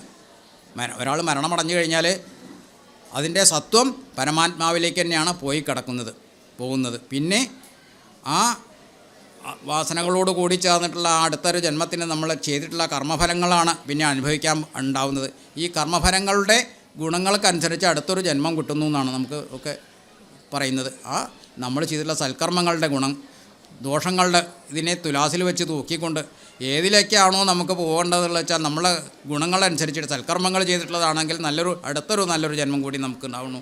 അപ്പോൾ ഈ ഭൂമിയിൽ തന്നെ വീണ്ടും നല്ല കർമ്മങ്ങൾ ചെയ്തുകൊണ്ട് ജീവിക്കാൻ നമുക്ക് അവസരം ഉണ്ടാവട്ടെ എന്ന് പ്രാർത്ഥിച്ചുകൊണ്ട് കർമ്മനിരതരായും കൊണ്ട് പ്രവർത്തിക്കുക. അല്ലാന്നുണ്ടെങ്കിലോ പരമാത്മാവിലേക്ക് നേരിട്ട് മുക്തി, അതിന് മുനികൾക്കും മറ്റുള്ളവർക്കും അത്രയധികം ഈ മൂന്നാമത്തെ ആ വാനപ്രസ്ഥത്തിൽ ചെയ്യാൻ സാധിക്കുന്നവർക്ക് മാത്രം സാധിക്കുന്ന കാര്യമാണ്. അപ്പോൾ സൽക്കർമ്മങ്ങൾ ചെയ്യണതിൻ്റെ പ്രാധാന്യമാണ് ഈ പറയുന്നത്. പിന്നെ എന്താ വേണ്ടത്? ഈ രണ്ടും വ്യത്യാസമല്ല, ഒന്ന് തന്നെയാണെന്ന് പറഞ്ഞു. പിന്നെ ഇതിനൊക്കെ എന്താ വേണം? ആവശ്യമില്ലാത്ത അഹങ്കാരം, മാനം എന്ന് പറഞ്ഞാൽ അതാണ് അപ്പോൾ ഒരു അഹങ്കാരം ഉണ്ടാവും. പിന്നെ എനിക്കുണ്ടാവുന്ന എൻ്റെ കഴിവുകൊണ്ടാണ് ഞാനിതൊക്കെ ചെയ്തത്, അങ്ങനെ ഉള്ള ഭാവം. പിന്നെ മറ്റുള്ളവരെ ദ്രോഹിക്കാനുള്ളൊരു മനസ്സ് കയ്യിലുണ്ടാവുക, എന്തെങ്കിലും കാപട്യം ചെയ്യാനുള്ളൊരിതുണ്ടാവുക, ആവശ്യമില്ലാണ്ട് ക്രോധം ഉണ്ടാവുക, ദേഷ്യം ഉണ്ടാവുക. ഇപ്പോൾ ഈ ദേഷ്യത്തിൻ്റെ പ്രധാന കൂട്ടുകാരൻ കാമമാണ്. നമ്മളെന്താണോ കാമം എന്നുള്ളതുകൊണ്ട് ഇവിടെ ഉദ്ദേശിക്കുന്നത് ആഗ്രഹമാണ് കേട്ടോ. ആഗ്രഹം, നമ്മളൊരാഗ്രഹം സാധിക്കണം എന്ന് വിചാരിച്ചിട്ട് അത് സാധിച്ചില്ല എന്നുണ്ടെങ്കിലാണ് ഈ ക്രോധം ഉണ്ടാവുക, അതായത് ദേഷ്യം ഉണ്ടാവുക. ആ ദേഷ്യം ഉണ്ടാവുന്നതോടുകൂടി നമ്മൾ അതുവരെ ഉണ്ടായിരുന്ന ആ സാധനങ്ങളൊക്കെ തകടം മറിയാണ്. അപ്പോൾ അതുവരെ ഉണ്ടായിരുന്ന ആ സാധനങ്ങളൊക്കെ മാറിക്കൊണ്ട് നമ്മൾ എന്തോ ഒരു മട്ടിലേക്ക് നമ്മളെത്തും. ചെയ്യാൻ പാടില്ലാത്ത പല കാര്യങ്ങളും ആ ദേഷ്യ സമയത്ത് നമ്മൾ ചെയ്യും. കയ്യിൽ കിട്ടിയ സാധനം കൊണ്ട് വലിച്ചെറിയുക, മറ്റുള്ളവർ ദ്രോഹിക്കുക തുടങ്ങിയിട്ടുള്ള ആ ഒരു ദേഷ്യത്തിനെ നിയന്ത്രിക്കാൻ ചെയ്ത് കഴിഞ്ഞിട്ടാവും പിന്നെ ഞാൻ ചെയ്യേണ്ടായിരുന്നില്ല തോന്നുക. അപ്പോൾ അതിനെയൊക്കെ നമ്മൾ നിയന്ത്രിച്ച് കൊണ്ടുവരണം. ഈ നേരെ പറഞ്ഞിട്ടുള്ള ഈ ഇന്ദ്രിയങ്ങളെ ഒറ്റ ദിവസം കൊണ്ടൊന്നും ചെയ്യാൻ കഴിയില്ല. അപ്പോൾ ക്രമേണ നമുക്ക് ചെയ്യാൻ പറ്റും. അപ്പോൾ നമ്മൾ ഈ രാമായണ മാസം എന്നൊക്കെ ഉദ്ദേശിക്കുന്നത് കൊണ്ട് ഇങ്ങനെയുള്ള ഇന്ദ്രിയങ്ങളെ നമുക്ക് ആവശ്യമില്ലാത്ത ഈ ഷഡ്വികാരങ്ങളെ നിയന്ത്രിക്കാനുള്ള ഒരു അവസരം കൂടിയാണ് മനസ്സിൽ. ഇത് നമ്മൾ മാത്രമൊന്നുമല്ല, മറ്റുള്ളവർ ഈ നോൽമ്പ് നോക്കുക എന്നുള്ള സമയത്തുണ്ടല്ലോ എത്ര സാത്വികന്മാർ ആവശ്യമുണ്ടോ. നമ്മൾ മുസ്ലിങ്ങളുടെ കാര്യം 30 ദിവസം നോൽമ്പ് നോക്കുക അവരോട് കഴിയുമ്പോഴൊക്കെ അതുവരെ ഉണ്ടാകുന്ന ഭാവമാറ്റം ഒന്നുമല്ല, വളരെ കാരുണ്യത്തോടെ ആവും അവരുടെ സമീപനങ്ങൾ. കൃത്യമായിട്ടുള്ള വ്രതങ്ങൾ അനുഷ്ഠിച്ചിട്ട് അവർക്കുണ്ടാകുന്ന ഒരു മാറ്റമാണത്. അതുവരെ ഉണ്ടാകുന്ന ആ ഹിംസാദി കാര്യങ്ങളിൽ നിന്നൊക്കെ മാറ്റിയും കൊണ്ട് പരമാത്മാവ് എന്തോ പറഞ്ഞിട്ട് ഈശ്വരനോടുള്ളൊരു ഭക്തിയാണ്. അതിലേക്ക് അവർക്ക് മനസ്സ് ചെല്ലുമ്പോൾ മനസ്സൊക്കെ വളരെ ആർദ്രമായും കൊണ്ട് മറ്റുള്ളവരോട് കാരുണ്യത്തോടു കൂടി പെരുമാറാനുള്ളൊരു അവസ്ഥ. ഈ ഒരു അവസ്ഥയ്ക്ക് തന്നെ വേണ്ടിയിട്ടാണ് നമ്മൾ ഈ രാമായണാദി കാര്യങ്ങൾ ഈ ഘട്ടത്തിൽ വായിച്ചു കൊണ്ടിരിക്കുന്നത്. അതേപോലെയുള്ള ഒരു അവസ്ഥ നമ്മളും കൈവരിച്ചിരിക്കണം. ഇത് മറ്റുള്ളവർക്കും ഉണ്ടത്, ക്രിസ്ത്യൻ അവർക്കും ഉണ്ട് കൃത്യമായിട്ട് വ്രതങ്ങളും മറ്റു കാര്യങ്ങളൊക്കെ. പക്ഷേ അത് തന്നെ രൂക്ഷമായിട്ടില്ല. ഇവർ രണ്ടാളും വളരെ നമുക്ക് പ്രകടമായിട്ട് കാണാൻ കഴിയും ഈ സമയത്ത്. അപ്പം നമ്മളിത് ആചരിച്ചു കഴിഞ്ഞാൽ നമുക്കൊക്കെ ഉണ്ടാവുന്നത്. നമ്മൾ ഈ രാമായണ മാസക്കാലം പൂർണ്ണമായിട്ടും ഇങ്ങനെയുള്ളൊരു മനസ്ഥിതിയോടുകൂടി ഇത് വായിക്കുക, ഇവിടെ കേൾക്കാൻ അഥവാ വരാൻ തരാവാത്ത ദിവസം ഏതാനും അധ്യായങ്ങൾ ഇവിടുന്ന് മനസ്സിലാക്കിയിട്ട് വീട്ടിലിരുന്നു കൊണ്ട് വായിക്കുക. ഇത് ഒരു ദിനചര്യയിൽ പെടുത്തന്നെ വേണം. അങ്ങനെയുള്ള വീട്ടിൽ വായിക്കണോടത്ത് ഒരിക്കലും ആര് വരില്ല? കലി വരില്ല. കലിയാണ് നമ്മളെ കൊണ്ട് വേണ്ടാത്തതൊക്കെ ചിന്തിക്കുന്നതും ചെയ്യിപ്പിക്കുകയും ചെയ്യുന്നത്. കലിക്ക് അവസരം കിട്ടിയാൽ എവിടെയൊക്കെ ഇങ്ങനെയുള്ള ഛിദ്രം ഉണ്ടാക്കാൻ സാധിക്കുമോ. അപ്പോൾ ഈ രാമായണവും അതേപോലെ ഉള്ള സമയത്ത് ഹനുമാൻ ഉണ്ടാവും. ഹനുമാനെ കുറച്ച് പേടിയാണ് കലിക്ക്. അപ്പോൾ പണ്ട് ശിക്ഷിച്ച് വിട്ടിട്ടുള്ള ആളാണ്. അപ്പോൾ അത് കാരണം രാമായണം കൃത്യമായിട്ട് പാരായണം ചെയ്യുന്ന വീട്ടിൽ നന്മകളെ ഉണ്ടാവുള്ളൂ. മറ്റുള്ള ഛിദ്രങ്ങളുണ്ടാവില്ല, മറ്റ് ഭീതികൾ യാതൊന്നും ഉണ്ടാവില്ല. അത് നമ്മൾ ഇവിടെ അഥവാ വരാൻ തരാവില്ല എന്നുണ്ടെങ്കിലും ഒരധ്യായമെങ്കിലും ഏതെങ്കിലും ഒരു ഭാഗങ്ങളും വായിച്ച് നിർത്തി ഇത് കഴിഞ്ഞാലും കമ്പോടിച്ചു കൊണ്ട് അങ്ങനെ ഇരിക്കുക. അതിങ്ങനെ കഴിയുമ്പോൾ ദിവസത്തെ ഒരു ദിനചര്യയിൽ രാമായണ പാരായണം ഒരു 15 മിനിറ്റെങ്കിലും ഉൾപ്പെടുത്താൻ സാധിക്കുമോ നോക്കുക. അത് അതിൻ്റേതായിട്ടുള്ള ഗുണം തീർച്ചയായിട്ടും കാണും. പിന്നെ പഠിക്കുന്ന കുട്ടികൾക്കാണെന്നുണ്ടെങ്കിൽ ഇതിൻ്റെ ഗുണം എന്താണെന്ന് വെച്ച് കഴിഞ്ഞാൽ പദങ്ങൾ ഇഷ്ടം പോലെ വാക്കിൻ്റെ ഒരു ഭണ്ഡാരാണ് രാമായണം എന്ന് പറഞ്ഞാൽ. എങ്ങനെ പ്രയോഗിക്കണം, എപ്രകാരമാണ് വാക്കുകൾ വരുന്നത് എന്ന് കൃത്യമായിട്ട് മനസ്സിലാക്കും കുട്ടികൾ. ശരിക്കും ഇന്നിപ്പോൾ മുമ്പ് പാഠപുസ്തകങ്ങളിൽ ഞങ്ങളൊക്കെ പഠിക്കുന്ന കാലത്ത് ഓരോ ക്ലാസ്സിലും രാമായണത്തിൽ ഏതെങ്കിലും ഒരു ഭാഗം ഉണ്ടാവും. അത് ചൊല്ലിയതാവുമ്പോൾ അപ്പോൾ അതൊരു ഇതായി. ഇന്നിപ്പോൾ ഈ പുതിയ ഈ പ്രകാരം അതൊക്കെ എടുത്ത് പോയിട്ടുണ്ടാവും. ഇപ്പം വേറെയുള്ളതിന് അവരും പ്രാധാന്യം. അതുകൊണ്ട് നമ്മൾ വേറെ ഒന്നുമില്ല വെച്ചാൽ ഈ കുട്ടികളിലൂടെ തന്നെയുള്ള ഇതാണ് വാക്പ്രഭാവങ്ങളും നല്ല ചിന്തകളും ഉണ്ടാക്കാൻ വേണ്ടിയിട്ടായിരുന്നു അന്നത്തേത്. അത് രാമായണത്തിൻ്റെ ഒരു പ്രത്യേക ഇതാണ്. രണ്ടു മൂന്ന് നമ്മളിത് വായിച്ചു കഴിഞ്ഞാൽ നമ്മളറിയാതെ കൊണ്ട് തന്നെ വാക്കുകൾ നമ്മളിലേക്ക് അങ്ങനെ കടന്നു വന്നിട്ടുണ്ടാവും. ഇതറിയാണ്ട് നമുക്ക് ഉപയോഗിക്കാൻ കഴിയും. പിന്നെ അതിൻ്റെ അർത്ഥം കൂടി മനസ്സിലാക്കിയിട്ട് നമ്മൾ പ്രയോഗിക്കാൻ കഴിയുമ്പോൾ വളരെ ഗുണം കിട്ടും. ഇപ്പോൾ ഇപ്പോഴത്തെ കവികളെന്തൊക്കെ ആണെന്നുണ്ടെങ്കിൽ അതാണ് വേണ്ടത്. പക്ഷേ ഇപ്പോഴത്തെ കുട്ടികൾ അതൊന്നും അല്ല ചെയ്യുന്നത്. അത് കാരണം സങ്കടം തോന്നും ഓരോ കവിത വായിക്കുമ്പോൾ. കാരണം അവർക്ക് ഇഷ്ടം പോലെ എഴുതാമെന്നുള്ള സ്വാതന്ത്ര്യമാണ്. അത് യഥാർത്ഥത്തിലുള്ളൊരു വേണ്ട പഠനം തൊന്നും കൂടി. അപ്പോൾ എന്താ അവർ പറയണത്, ഞങ്ങൾ ഇഷ്ടം പോലെ ചെയ്യും, അതിന് ഇന്നെ പോലെ അല്ല, ഞങ്ങൾക്ക് ആ വികാരം പ്രകടിപ്പിക്കാൻ കഴിയില്ല. അത് അവനവൻ്റെ കഴിവുകേടാണ്, അത് അംഗീകരിക്കണം. നമ്മൾ പഠിക്കുമ്പോഴേ അങ്ങനെ എഴുതാൻ കഴിയുള്ളൂ. അത് പഠനത്തിലുണ്ടായിരുന്നൊരു പഠന വൈകല്യമാണത്. അത് കൃത്യമായിട്ട് വായിക്കുമ്പോൾ നമ്മളറിയാതെ കൊണ്ട് എങ്ങനെയാണോ മഴ പെയ്യുമ്പോൾ വല്ല കുന്നിൻ്റെയും മലകളുടെയും മുകളിൽ നിന്ന് ജലം സ്വീകരിച്ചിട്ട് സ്വച്ഛമായിട്ടുള്ള അരുവികളായിട്ട് പുറത്തേക്ക് വരുന്നത്, നല്ല ഒരു കളങ്കവും ഇല്ലാത്ത ഒരു ചളിയില്ലാത്ത വെള്ളമായും കൊണ്ടാണ് നീരുറവുകൾ ഉണ്ടാവുക. അതേപോലെയാണ് നമ്മൾ സൽഗ്രന്ഥങ്ങൾ വായിച്ചു കഴിഞ്ഞാൽ നമുക്ക് അറിവുണ്ടായിട്ട് വാക്കായിട്ടും മറ്റു ജ്ഞാനമായിട്ടും അത് പുറത്തേക്ക് ഒഴുകുക. ഇത് കുട്ടികൾ മനസ്സിലാക്കുക തന്നെ വേണം. അതിനനുസരിച്ചിട്ട് രാമായണം വായിച്ചാൽ മതി. നമ്മളെ കുട്ടികൾ ദിവസേനം കുറച്ച് നല്ല വാക്കുകൾ കിട്ടും, നല്ല കാര്യങ്ങൾ കിട്ടും, കുറേ കാര്യങ്ങൾ. ഇത് അഥവാ നമുക്ക് അറിയില്ല, അമ്മ അച്ഛനുണ്ടെങ്കിൽ ഇതെന്താണ് അച്ഛായ പറഞ്ഞതിൻ്റെ അർത്ഥം എന്ന് പറഞ്ഞു തരുമെന്ന് വെച്ചാൽ നമുക്ക് പറഞ്ഞു കൊടുക്കാനും കഴിയുക. അത്രയും വലിയൊരു ഗുണമായിരിക്കും. അപ്പോൾ മറ്റുള്ള ആക്ഷേപിച്ചു നമ്മളെ വിചാരിക്കുക, അതൊന്നും സാരമില്ല, അവൾക്ക് അറിയില്ലാത്തതുകൊണ്ടല്ലേ പറഞ്ഞേ എന്ന് വെച്ച് നമ്മൾ പോകണം. അതവിടെ ദേഷ്യം, ആ ഭാവം എപ്പോഴും മനസ്സിൽ വന്നു വരികയാണെങ്കിൽ അരുത്. അതാണ് അന്യുഭാവൻക്ക് കളഞ്ഞനുദിനം. അതായത് മന്യുഭാവം എന്ന് പറഞ്ഞാൽ ദേഷ്യമാണ്, കോപം. അതുണ്ടാവരുത്. ഇങ്ങനെയൊക്കെ ഉണ്ടായിട്ട് പിന്നെന്താ, ഒരു ഗുരുവിനെ നമ്മൾ കണ്ടത്, ആ ഗുരുവിനെ സേവിക്കുക. ഗുരുവിനെ സേവിച്ചുകൊണ്ട് വേണം കഴിയാം. നമുക്കിപ്പോൾ നമ്മളെ ഏറ്റവും വലിയതായും കൊണ്ട് ഇവിടെ അപ്പുവേട്ടനാണ് ഉണ്ടായിരുന്നത്. അപ്പുവേട്ടൻ എന്ന് പറഞ്ഞാൽ അവിടെ എല്ലാവർക്കും അറിയാം. ഈ കാടാമ്പുഴ ക്ഷേത്രത്തിൽ ഇവിടെ ഭക്തിയുടെ ഒരു ചെറിയൊരു സൂര്യനായും കൊണ്ട് ഉദിച്ചു വന്നിട്ട് അദ്ദേഹത്തിൻ്റെയൊക്കെ ഒപ്പം നടന്നുകൊണ്ടാണ് എനിക്ക് കുറച്ചെങ്കിലും ആദ്യത്തെ ഇതുണ്ടായത്. ഞാനായിരുന്നു അസിസ്റ്റൻ്റ് അധികം കാലം. അപ്പോൾ ആ എല്ലാ കാര്യങ്ങൾക്കും ഇവിടെ പരിപാടികൾ ഉണ്ടാകുമ്പോൾ നമ്മളും ഒപ്പം ചെല്ലണം, വേണ്ടത് ചെയ്യണം. ഓരോ പ്രഭാഷകരെയും വിളിച്ചു കൊണ്ടുവരിക, അവരെ കൊണ്ട് നല്ല അത് ചൊല്ലിക്കുക. അങ്ങനെ ആ ഒരു രാമായണക്കാലത്താണ് രാമായണ ദളങ്ങൾ എന്നുള്ളത് എഴുതിയത്. അപ്പോൾ ഓരോ ഗുണങ്ങൾ നമ്മൾ അവരെ കേൾക്കുമ്പോൾ അങ്ങനെയുള്ള കുറേ പ്രഭാഷണങ്ങളിലൂടെ നമ്മൾ അറിയാതെ നമുക്ക് ഉൾക്കൊള്ളേണ്ടി വരും. രാമായണ ദളങ്ങൾ ആ കാലഘട്ടത്തിൽ ഞാൻ എഴുതിയതാണ്.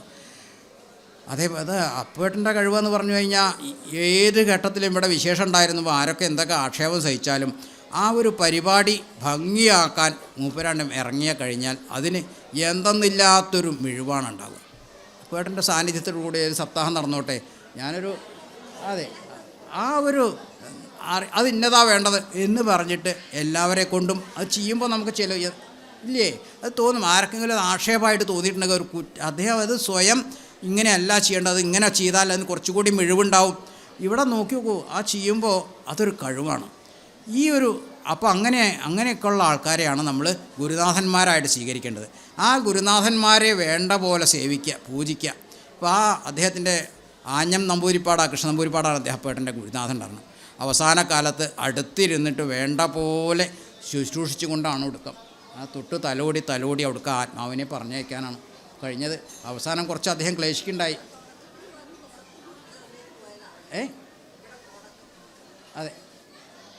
അതെ എന്താ പറയണത്?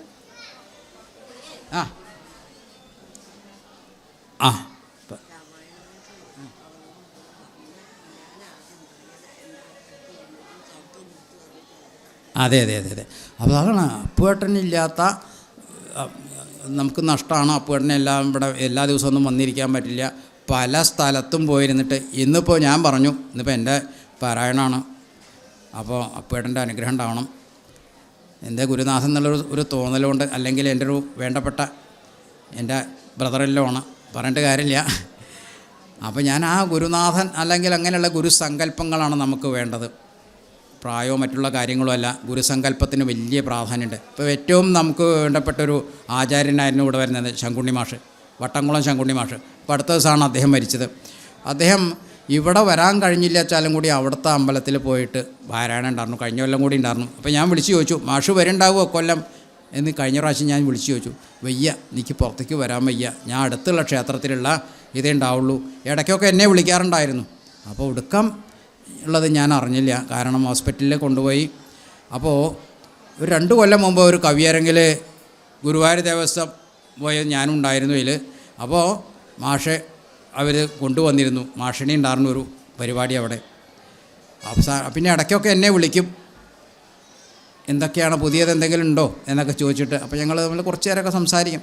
അങ്ങനെയുള്ള ഗുരുവര്യന്മാർ ഇവിടെ ഉണ്ടായിരുന്നവരൊക്കെ ഓരോരുത്തരായിട്ട് വിട പറഞ്ഞുകൊണ്ടിരിക്കുകയാണ്. അപ്പോൾ എനിക്കിപ്പോൾ എത്രത്തോളം കഴിയാൻ കഴിയുമെന്ന് നിശ്ചയില്ല. നമ്മൾ ഓരോരുത്തരും അങ്ങനെ പോയിക്കൊണ്ടിരിക്കുകയാണ്. ഭഗവാന്റെ ഓരോരോ നിമിത്തങ്ങളായിട്ട് ഓരോരോ ഉദ്ദേശങ്ങളായിട്ട് നമ്മൾ അങ്ങനെ വന്നു ചേരുന്നു. പ്രായം കൊണ്ട് ഓരോരുത്തരും അങ്ങനെ അടുത്തടുത്ത് അങ്ങനെ പോയിക്കൊണ്ടിരിക്കുകയാണ്. മാഷ് വളരെ, അപ്പോൾ അദ്ദേഹത്തിൻ്റെ ആ വിയോഗത്തിൽ നമുക്ക് അദ്ദേഹത്തിനും ഒരു ആദരാഞ്ജലിയും കൂടി അർപ്പിക്കാം. എന്നിട്ട് ഇവിടെ അങ്ങനെയല്ല, ഞാനെന്താ പറഞ്ഞതെന്ന് വെച്ചാൽ അത്ര അധികം ഗുരുഭക്തി കൊണ്ട് തന്നെയാണ് അപ്പുവേട്ടൻ ആ ജ്ഞാനം നേടിയത്. ഗുരുവായിട്ട് സ്വീകരിച്ചു, വേണ്ട പോലെ അവസാനം വരെയും വേണ്ട ഒപ്പം നിന്നുകൊണ്ട് ആ ഒരാഴ്ചക്കാലം അവസാനം ആ ഗുരുവിനെ ശുശ്രൂഷിച്ചിട്ട് വേണ്ട വിധമാണ് പറഞ്ഞയച്ചിട്ടുള്ളത്. ആ ഒരു ഗുരുവിൻ്റെ അനുഗ്രഹം എല്ലായ്പ്പോഴും ഉണ്ട്. അതുകൊണ്ട് ഇവിടെ എവിടെ വന്നിരുന്നാലും ഒരിക്കലും ഇനി ആരെങ്കിലും നേരത്തെ പറഞ്ഞ പോലെ എന്തെങ്കിലും മോശമായിട്ട് പറഞ്ഞു വെച്ചാലും വലിയ കണക്കിലെടുക്കാതെ കൊണ്ട്, അതാണ് ആ മഞ്ഞുഭാവം കളയാതെ കൊണ്ട്, അത് തൻ്റെ വഴിക്കല്ല എന്ന് പറയാൻ വിട്ട് കളയാ പതിവ്. എന്നാലും ആ ഒരു മനസ്സ് ഉത്കർഷയോടു കൂടിയുള്ള ആ പ്രയത്നം, അതൊക്കെ നമ്മളെ ഈ ഒരു സ്ഥിതിയിലേക്ക് ഇവിടെ എത്തിക്കാൻ വളരെയധികം കഴിഞ്ഞിട്ടുണ്ട്. അതിന് ശേഷം ഇവിടെ അത്തരത്തിലുള്ള ഒരാളുണ്ടായില്ല എന്നുള്ളത് എനിക്ക് വലിയ സങ്കടമുള്ളൊരു കാര്യമാണ്. ഞാനും കൂടിയും പോന്നു കഴിഞ്ഞപ്പോൾ സ്റ്റാഫിൻ്റെ ഇടയിൽ നിന്ന് ഒരാളും ഉണ്ടായില്ല. ഇപ്പോൾ ഈ മാഷുണ്ടാവേണ്ട കാര്യങ്ങൾ കുറേ നടത്തു പോണു, അങ്ങനെയുള്ളൂ. അപ്പോൾ ദേവസ്വം ജീവനക്കാരിൽ എന്തുകൊണ്ടോ ഇങ്ങനെ ഒരു മനോഭാവം ഉണ്ടാവാൻ കഴിയാത്തത് വലിയൊരു കഷ്ടമാണ്. ഇതൊക്കെ ഇപ്പോൾ എനിക്കിവിടെ ഈ എന്തെങ്കിലും പറയാനും കഴിഞ്ഞിട്ടുള്ളത് കാണാമ്പഴമ്മയുടെ ആ അനുഗ്രഹം കൊണ്ടാണ്. സീറ്റിലിരിക്കണേൻ്റെ അമ്മയെ ഒരു കൈപ്പഴവും വരരുതേ എന്ന് പറഞ്ഞ് ഞാൻ ദിവസം തൊഴുതു വന്നിട്ടേ എൻ്റെ സീറ്റിലിരുന്നുള്ളൂ, ഏത് വലിയ സീറ്റിലാണെങ്കിലും. അപ്പോൾ ഇതൊക്കെ ചെയ്യാൻ കഴിയുന്നത് എന്തുകൊണ്ടാണ്? അമ്മയുടെ പ്രഭാവമാണ്. അത് മനസ്സിലാക്കിക്കൊണ്ട് എഴുതാൻ കഴിഞ്ഞിട്ടുള്ളതും ഒക്കെ അതുതന്നെയാണ്. അപ്പോൾ അങ്ങനെ ഒരു വിചാരത്തോട് കൂടിയിട്ടുള്ള നമ്മളുടെ ഇടയിൽ നിന്ന് ആരെങ്കിലും ഒരാളും കൂടിയും ഉണ്ടായിരുന്നെങ്കിൽ എന്നൊരു ആശ്വാസം. കാരണം ഈ മാഷാൽ ഇപ്പോൾ ഇവിടെ ഉണ്ടാവേണ്ട കാര്യങ്ങൾ കുറേ നടക്കുന്നുണ്ട്. ഇങ്ങനെ ഒരാളെ വേറൊരാൾക്കും സ്റ്റാഫിൻ്റെ ഇടയിൽ ഇല്ല എന്ന് പറഞ്ഞാൽ അവർക്ക് എന്നോട് ആലോചന ഉണ്ടാവും. അവർക്ക് അവരെ ജോലി ചെയ്യുമ്പോൾ ഞങ്ങൾക്ക് അതെങ്ങനെയാണ് ചെയ്യാൻ സാധിക്കുക? പക്ഷേ എന്നാലും ഇടവേളകളിൽ അതൊക്കെ ഉണ്ട്. ഇടയിൽ വന്നിട്ട് നമ്മൾ ഒപ്പരുന്ന് ചിലർ ആരും തടസ്സമൊന്നും പറയില്ല. ഒടുക്കം കഴിഞ്ഞ സമയത്ത് 2 ഭജനയൊക്കെ ചെല്ലാൻ കൂടുക, അങ്ങനെയൊക്കെ എന്തെങ്കിലുമൊക്കെ ചെയ്യാൻ സാധിക്കണം തന്നെയാണ് നമ്മൾ. ആരും തടസ്സമൊന്നും പറയില്ല. സാർ ഞാൻ വേണമെന്നുണ്ടെങ്കിൽ തൻ്റെ മേലെ അധ്യക്ഷനോടൊന്ന് ചോദിക്കാം, സാർ ഞാനൊരു 2 മിനിറ്റ് ഒന്ന് അവിടെ പോയിരുന്നോട്ടെ, ആരുമല്ല വേണ്ടാന്ന് പറയില്ല. അപ്പോൾ അങ്ങനെ ഒരു മനോഭാവം ഇല്ലാത്തത് ചെറിയൊരു സങ്കടമുണ്ട്. ഇത് ഞാനിപ്പോൾ അങ്ങനെ ഇതായിട്ടൊന്നുമല്ല, എന്നെ അങ്ങനെ ആരും തടഞ്ഞിട്ടുമില്ല. എന്നിരുന്നാലും കൂടി അടുത്ത അല്ലെങ്കിൽ മാഷയുടെ ഇന്നും കൂടിയും കഴിയും. മാഷയെന്ന് പറഞ്ഞു വെച്ചാൽ ഒരു മുഴുവൻ പൂർണ്ണതായും കൊണ്ടുള്ളതല്ല, ഡെയിലി വേജ് എന്നുള്ള നിലയിൽ തന്നെയാണ് ഇപ്പോഴും ഇവിടെ പോകുന്നത്. അപ്പോൾ ഒരവസ്ഥ ഭക്തിയിൽ നിന്ന് ഉണ്ടായി വരുന്നത്, ഭക്തി കൊണ്ട് തന്നെയാണ് ജ്ഞാനം ഉണ്ടാകുന്നതെന്ന് പറഞ്ഞാൽ അതുകൊണ്ടാണ്. ഭക്തി മാത്രമാണ് കൈമുതലുണ്ടാവുക. അപ്പോൾ നമുക്ക് ഉത്തമമായിട്ടുള്ള ഗ്രന്ഥങ്ങൾ വായിക്കാനും അതിനുള്ള ജ്ഞാനം ഉണ്ടാവാനും കഴിയും. അതാണ് ഞാൻ ഈ ഗുരുവിനെ പറഞ്ഞ കാര്യങ്ങളാണിതൊക്കെ. ചിത്തശുദ്ധിയും ദേഹശുദ്ധിയും ചെയ്തുകൊണ്ട് നിത്യവും സൽക്കർമ്മങ്ങൾക്കിളക്കം വരുത്താതെ സത്യത്തെ സമാശ്രയിച്ച ആനന്ദസ്വരൂപനായി മാനവവചനദേഹങ്ങളെ അടക്കി തൻ മനസ്സേ വിഷയസൗഖ്യങ്ങളെ ചിന്തിയാതെ ജനനജരാമരണങ്ങളെ ചിന്തിച്ചുള്ളിൽ അനഹങ്കാത്വാരേന സമഭാവനയോടും സർവാത്മാവാകുമെങ്കിൽ ഉറച്ച മനസ്സോടും സർവദാ രാമരാമേത്യമിത ജപത്തോടും പുത്രധാര്യാത്യാദിഷു നിസ്നേഹത്വവും ചെയ്തു ശക്തിയും ഒന്നെങ്കിലും കൂടാതെ നിരന്തരം നിഷ്ഠാനിഷ്ടപ്രാപ്തിക്കു തുല്യഭാവത്തോടു സന്തുഷ്ടനായി വിവിക്ത ശുദ്ധസ്ഥലേ വസിക്കണം. ശുദ്ധമായിട്ടുള്ള സ്ഥലം വേണം കണ്ടെത്താമെന്ന് പറഞ്ഞാൽ നമുക്ക് പറ്റാത്തവരുമായിട്ടാണെങ്കിൽ ആ സംസർഗം ഒഴിവായിരുന്നെങ്കിൽ, അല്ലെങ്കിൽ അവരിലുള്ള ആ ശരിയല്ലാത്ത നെഗറ്റീവ് ഊർജം ഞങ്ങളിലേക്ക് പ്രവഹിക്കാണ്ട വരും. അങ്ങനെയല്ല, സജ്ജനങ്ങളല്ലാത്തവരോട് കൂടിക്കഴിഞ്ഞാൽ നമുക്കറിയാതെ കൊണ്ട് ആ പാപമംഗലമായി പോകും. അപ്പോൾ അതാണ് കജ്ജളം പറ്റിയാൽ സ്വർണവും നിഷ്ഫലം നമ്മൾക്ക് മുമ്പ് പറഞ്ഞു തരുണ്ടായി. അപ്പോൾ അത് എത്ര തന്നെ മഹത്തരമാണെന്നുണ്ടെങ്കിലും അതിലേക്ക് പാപമംഗലമായിട്ടുള്ളൊരു മനസ്സിൻ്റെ സാമീപ്യം ഉണ്ടായിക്കഴിഞ്ഞാൽ നമ്മളറിയാതെ കൊണ്ട് അതിലേക്ക് വഴങ്ങിപ്പോവും. അതുകൊണ്ട് സജ്ജനങ്ങളുമായിട്ടുള്ള സമ്പർക്കമാണ് നമുക്ക് വേണ്ടത്. അങ്ങനെ അല്ലാത്തവരെ കണ്ടാൽ ഒന്നും പറയണ്ട, മെല്ലെ അവിടെ നിന്ന് ഒഴിഞ്ഞാൽ മതി എന്നാണ്. പ്രാകൃതജനങ്ങളുമായി വരിക്കരുതൊട്ടും ഏകാന്തേ പരമജ്ഞാന തൽപരനായി വേദാന്തവാക്യാർത്ഥങ്ങൾ അവലോകനം ചെയ്തു. വൈദിക കർമ്മങ്ങളും ആത്മനി സമർപ്പിച്ചാൽ ജ്ഞാനവും അകതാരിലുറച്ചു ചമഞ്ഞിടും മനസ്സേ വികൽപ്പങ്ങളേതുമേ ഉണ്ടാകില്ല. അതാണ് വേണ്ടത്. അതുകൊണ്ട് തന്നെയാണ് നേരത്തെ പറഞ്ഞ അഗസ്ത്യമുനി തൻ്റെ തനിക്ക് വേണ്ടപ്പെട്ടവരുമായിട്ട് വളരെ ഏകാന്തത കിട്ടുന്ന വനത്തിലേക്ക് തന്നെ പ്രവഹിച്ചുകൊണ്ട് അവിടെ മുനിവൃത്തി കൊണ്ട് കഴിഞ്ഞുകൂടിയത്. ബ്രാഹ്മണരെന്ന് പറഞ്ഞാൽ നമ്മൾ വലിയ ഇതാണ്, ബ്രാഹ്മണന്മാർ തന്നെയാണ് ശരിക്കും അവർ. ഇന്നത്തെ വേദങ്ങളും മറ്റും അനുഷ്ഠിക്കുന്ന ബ്രാഹ്മണന്മാരുടെ ഒരു തലമുറ തന്നെയാണ് മുനികളെ. അവരെ മുതുമുത്തച്ഛന്മാർ തന്നെയാണ്. അവരിന്നിപ്പോൾ കുറച്ചും കൂടി നല്ലൊരു വനത്തിലൊന്നും അല്ലാതെ കൊണ്ട് നല്ല നിലയിലാണ് ജീവിക്കുന്നത് എന്നുണ്ടെങ്കിൽ കൂടി അവരുടെ വനത്തിലൊന്നും താമസിക്കാൻ പറ്റാത്ത അവസ്ഥയായി എന്നുള്ള തലയ്ക്കാണ്. അപ്പോൾ അവർ കുറച്ചും കൂടി ഏകാന്തമായിട്ടുള്ള മറ്റുള്ള ഉപദ്രവകാരികളായിട്ടുള്ള ഇതൊന്നും ഉണ്ടാവരുത്, മറ്റുള്ള ദുഷ്ടസംസർഗം ഉണ്ടാവരുത് എന്നൊക്കെ വെച്ചിട്ടാണ് വനത്തിലേക്ക് പോയി താമസിച്ചിരുന്നത്. കുറച്ചും കൂടി നല്ല ചുറ്റുപാടായപ്പോൾ ഇന്ന് വേദങ്ങളും മറ്റും പിന്നെ യജ്ഞങ്ങളും ഇതൊക്കെ അനുഷ്ഠിച്ചുകൊണ്ടിരിക്കുന്ന ബ്രാഹ്മണരിലും എല്ലാ ബ്രാഹ്മണരും ഇതിന് കൂട്ടണമെന്നില്ല. അതൊക്കെ നമ്മൾ സംസർഗം കൊണ്ട് ദോഷം വന്നിട്ടുള്ളവർ ഇഷ്ടം പോലുണ്ട്. മറ്റുള്ള വിഷയാധിഷ്ഠിത കാര്യങ്ങളിലൊക്കെ താല്പര്യം ജനിച്ചിട്ട് അതിനോടുകൂടി പിന്നാലെ പോകുന്നവരുണ്ട്. അതൊന്നും അല്ലാണ്ട് സത്വഗുണാത്മന്മാരായിട്ടുള്ള ബ്രാഹ്മണന്മാർ ഇവരുടെ തലമുറയിൽപ്പെട്ടവർ തന്നെയാണ്. പ്രാകൃതജനങ്ങളുമായി വസിക്കരുതൊട്ടുമേകാന്തേ പരമാത്മജ്ഞാന തൽപരനായി വേദാന്തവാക്യാർത്ഥങ്ങൾ അവലോകനം ചെയ്തു വൈദിക കർമ്മങ്ങളും ആത്മനി സമർപ്പിച്ചാൽ ജ്ഞാനവും അകതാലുറച്ചു ചമഞ്ഞിടും മാനസേ വികൽപ്പങ്ങളേതുമേ ഉണ്ടാകില്ല. ആത്മാവാകുന്നെന്തൊന്നുണ്ടോ കേളതുണ്ടെങ്കിൽ ആത്മാവല്ലല്ലോ. ദേഹപ്രാണബുദ്ധി അഹങ്കാരം മാനസാദികളൊന്നും ഇവറ്റിലെന്നുമേലെ മാനമില്ലാതെ പരമാത്മാവു താനേ വേറെ നിൽപ്പിതു ചിതാത്മാവ് ശുദ്ധം അവ്യക്തം ബുദ്ധം തൽപാദാത്മാ ജ്ഞാനിക തൽപദാർത്ഥവുമായി ജ്ഞാനം കൊണ്ടെന്നെ വഴി പോലെ കണ്ടറിഞ്ഞിടാം. ജ്ഞാനവുമാകുന്നതെന്നെ കാട്ടുന്ന വസ്തു തന്നെ. ജ്ഞാനത്തിനെ പറ്റി പറയാണ്. പരമാത്മമായിട്ടുള്ള ജ്ഞാനം ഈ ശരീരമല്ല എന്ന് ആദ്യം പറഞ്ഞു. പിന്നെ ശുദ്ധമായിട്ടുള്ള ചിതാത്മാവാണ് ഇതിനൊക്കെ ആയിട്ടുള്ള ഈ ശുദ്ധാത്മാവ് എന്ന് പറഞ്ഞാൽ പരമാത്മാവിൻ്റെ ഒരു സ്വരൂപം. അത് യഥാർത്ഥത്തിലുള്ള ജ്ഞാനം ലഭിക്കുന്നത് കൊണ്ട് നമുക്കുണ്ടാവുന്നതാണ്. ജ്ഞാനമുണ്ടാകുന്നത് വിജ്ഞാനം കൊണ്ടു തന്നെ. ഞാനിതെന്നറിവിനു സാധനമാകയാലേ സർവത്ര പരിപൂർണനാത്മാവ് ചിദാനന്ദൻ സർവസത്വാന്തർഗതന പരിച്ഛേദനല്ലോ. എല്ലാ സത്വങ്ങളുടെയും ഉള്ളിലുള്ളത്, എല്ലാ ജീവജാലങ്ങളുടെയും ഉള്ളിലുള്ള ആ സത്യമാണ് പരമാത്മാവ്, ചിദാനന്ദ അല്ലെ പരമാത്മാവ്. അപ്പോൾ ഈ പരമാത്മാവിനും ജീവാത്മാവിനും വ്യത്യാസമൊന്നുമില്ല. രണ്ടിനും തുല്യ പരിഗണനയോടെ തന്നെ വേണം നമ്മൾ കാണാൻ എന്നാണ് പറയുന്നത്.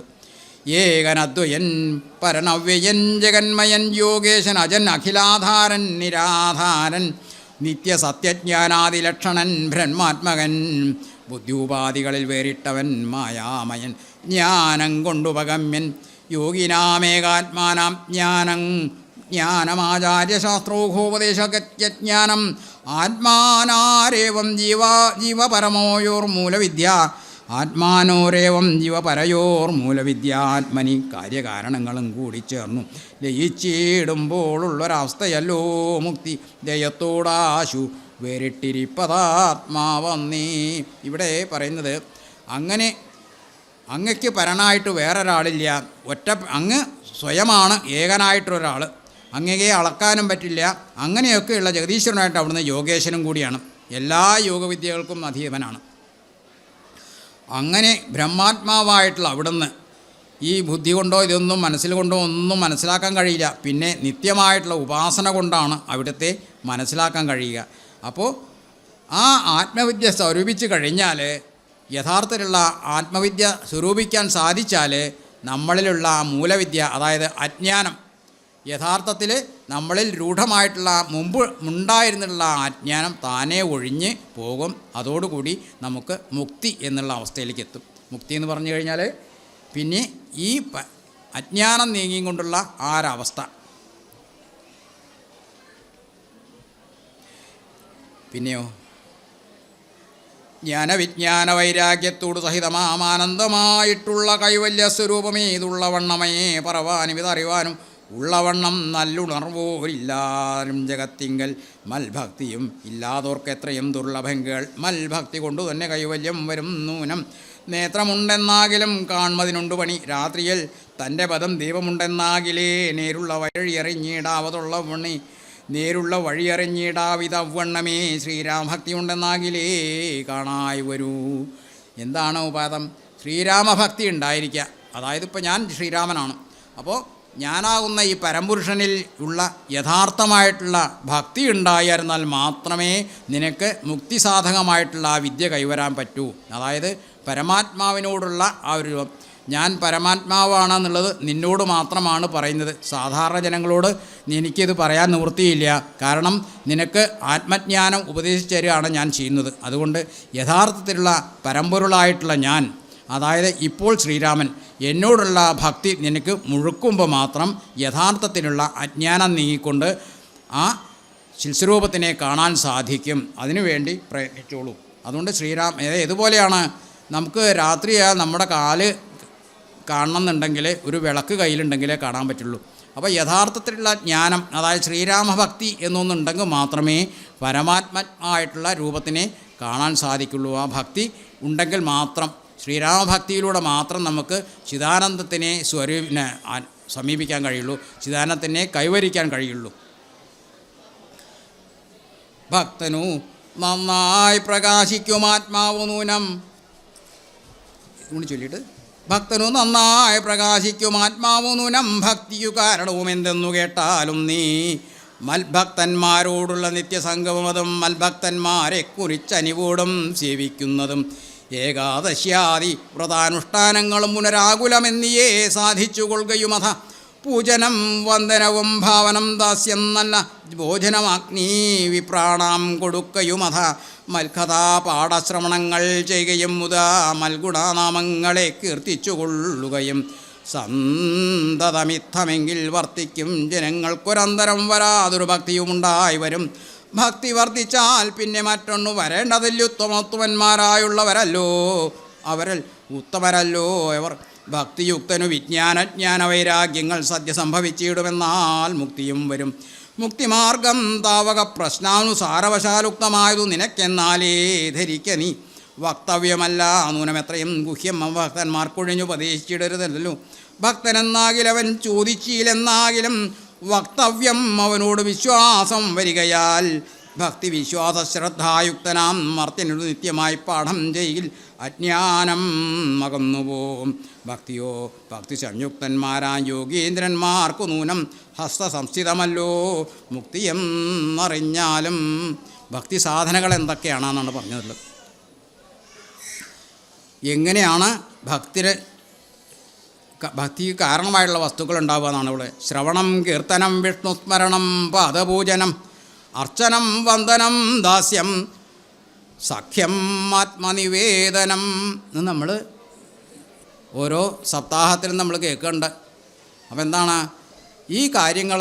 ഭഗവാന്റെ കഥകൾ കേൾക്കുക, ഭവൽ കഥകൾ കേൾക്കുക, അതേപോലെ ഭഗവാന്റെ കീർത്തനങ്ങൾ കേൾക്കുക, ഭവൽ കീർത്തനങ്ങൾ കേൾക്കുക, പിന്നെ വിഷ്ണുവിനെ ഏറ്റവും ഈ പ്രപഞ്ചനാഥനായിട്ടുള്ള വിഷ്ണുവിനെ സ്മരിക്കുക, അദ്ദേഹത്തിനെ പൂജിക്കുക, അദ്ദേഹത്തിനെ കീർത്തിക്കുക, പൂജനങ്ങൾ മറ്റുള്ള കാര്യങ്ങൾ ചെയ്യുക. പിന്നെ വന്ദനം, ദാസ്യം, സഖ്യം, ആത്മനിവേദനം, ഈ കാര്യങ്ങളാണ് നമ്മൾ ചെയ്തു കഴിഞ്ഞാൽ നമുക്ക് താനേ ഭക്തി വരും. ഇനി ആരെങ്കിലും ഉദാഹരണം വേണമെന്നുണ്ടെങ്കിൽ പറഞ്ഞുതരാം. ദാസ്യം എന്നുള്ളതുകൊണ്ട് എന്താ ഉദ്ദേശിച്ചാൽ ഭഗവാൻ തൻ്റെ എല്ലാ പ്രഭുവാണ് എന്ന് പറഞ്ഞിട്ട് ദാസ്യവൃത്തി ചെയ്തതാണ് ആരാണ്? ഹനുമാൻ. ഹനുമാൻ്റെ ചെയ്തികളെ നമ്മൾ ചിന്തിച്ചു കഴിഞ്ഞാൽ എങ്ങനെയാണ് ദാസ്യം എന്നുള്ളത് മനസ്സിലാവും. പിന്നെ അതേപോലെ തന്നെ സഖ്യത്തിന് നമ്മൾ പൊതുവെ പറയുകയാണ്, തന്നെ ഒരു കൂട്ടുകാരനായും കൊണ്ടാണ് അർജുനൻ കണ്ടത്. ഭഗവാനെ ഒരു കൂട്ടുകാരനായും കൊണ്ടാണ് അവസാനം വരെയും കാണാൻ കഴിഞ്ഞത്. അത് സഖ്യമാണ്. ആത്മനിവേദനം, സ്വയം പൂന്താനത്തിനെ പറ്റിയൊക്കെ നമ്മൾ വിചാരിച്ചു കഴിഞ്ഞാൽ അറിയാം. നമുക്ക് കുറച്ചും കൂടി അടുത്ത കാലത്തേക്ക് എത്തിയെന്ന് വെച്ചാൽ ആത്മനിവേദനം സ്വയം സമർപ്പിച്ചും കൊണ്ടുള്ള ഭഗവത് ഭക്തി. ഇത്രയും കാര്യങ്ങൾ ഉണ്ടായിക്കഴിഞ്ഞാൽ നമുക്ക് ഭക്തി താനേ ഉണ്ടാവും. ഇതാണ് ഈ ഭക്തി ഉണ്ടാവാനുള്ള കാരണങ്ങൾ. ഇതെല്ലാം ഉണ്ടായിക്കഴിഞ്ഞാൽ യഥാർത്ഥത്തിലുള്ള ജ്ഞാനം നമ്മൾക്ക് തനിയെ എടിയെത്തും. പിന്നെ ഭക്തി സാധനങ്ങളുടെ കാര്യങ്ങളൊന്നും നമുക്ക് വിശ്വാസമില്ലാത്തവരോട് ഒരിക്കലും പറയാൻ പാടില്ല. വിശ്വാസം, നിനക്ക് എന്നിൽ വിശ്വാസമുണ്ട്, ഭക്തി സാധനങ്ങളിൽ വിശ്വാസമുണ്ട്, അതുകൊണ്ട് മാത്രമാണ് ഞാൻ ഈ കാര്യങ്ങൾ നിന്നോട് പറഞ്ഞത്. പിന്നെ ഭക്തിയുക്തന്മാരായ യോഗീന്ദ്രന്മാർക്ക് അവരെപ്പോൾ വേണമെന്നുണ്ടെങ്കിലും മുക്തി ആർജിക്കാൻ സാധിക്കും. അതായത്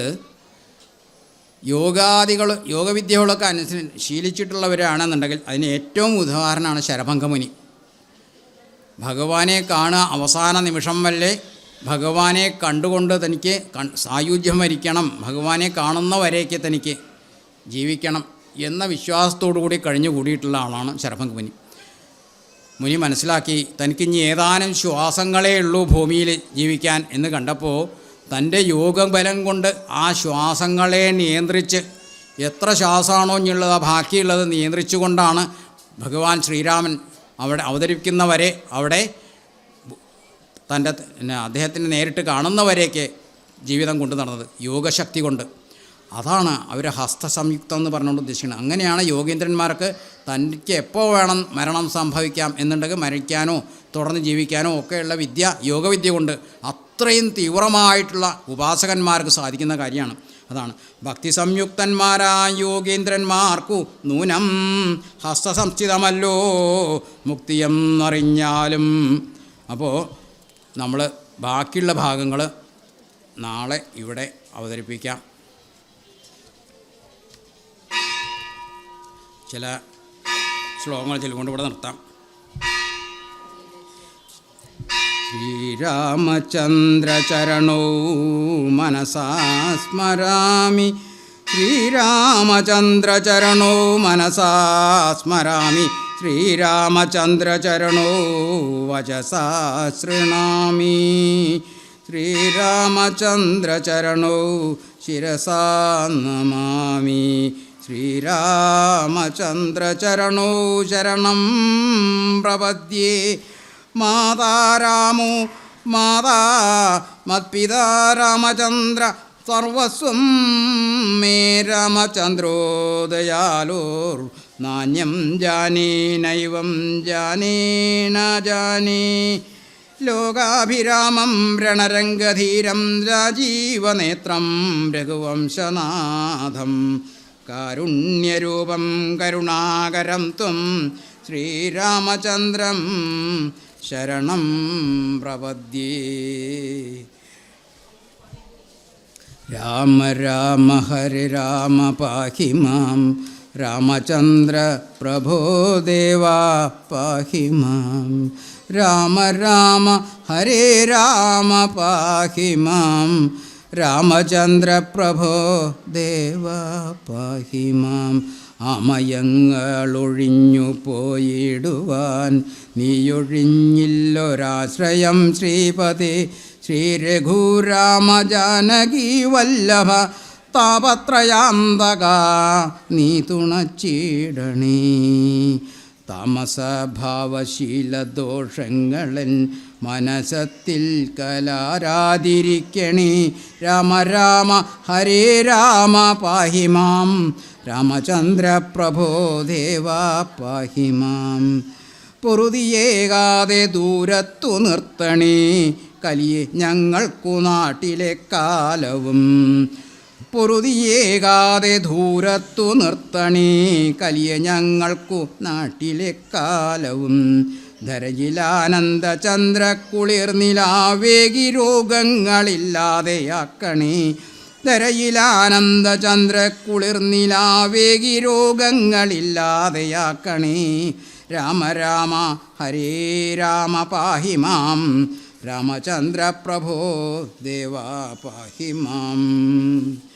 മംഗളം രാമചന്ദ്രായ മഹനീയ ഗുണാബ്ദയേ ചക്രവർത്തി തനൂജായ സർവഭൗമായ മംഗളം. മംഗളം സത്യപാലായ ധർമ്മസംസ്ഥിതഹേതവേ സീതാമനോഭിരാമായ രാമചന്ദ്രായ മംഗളം.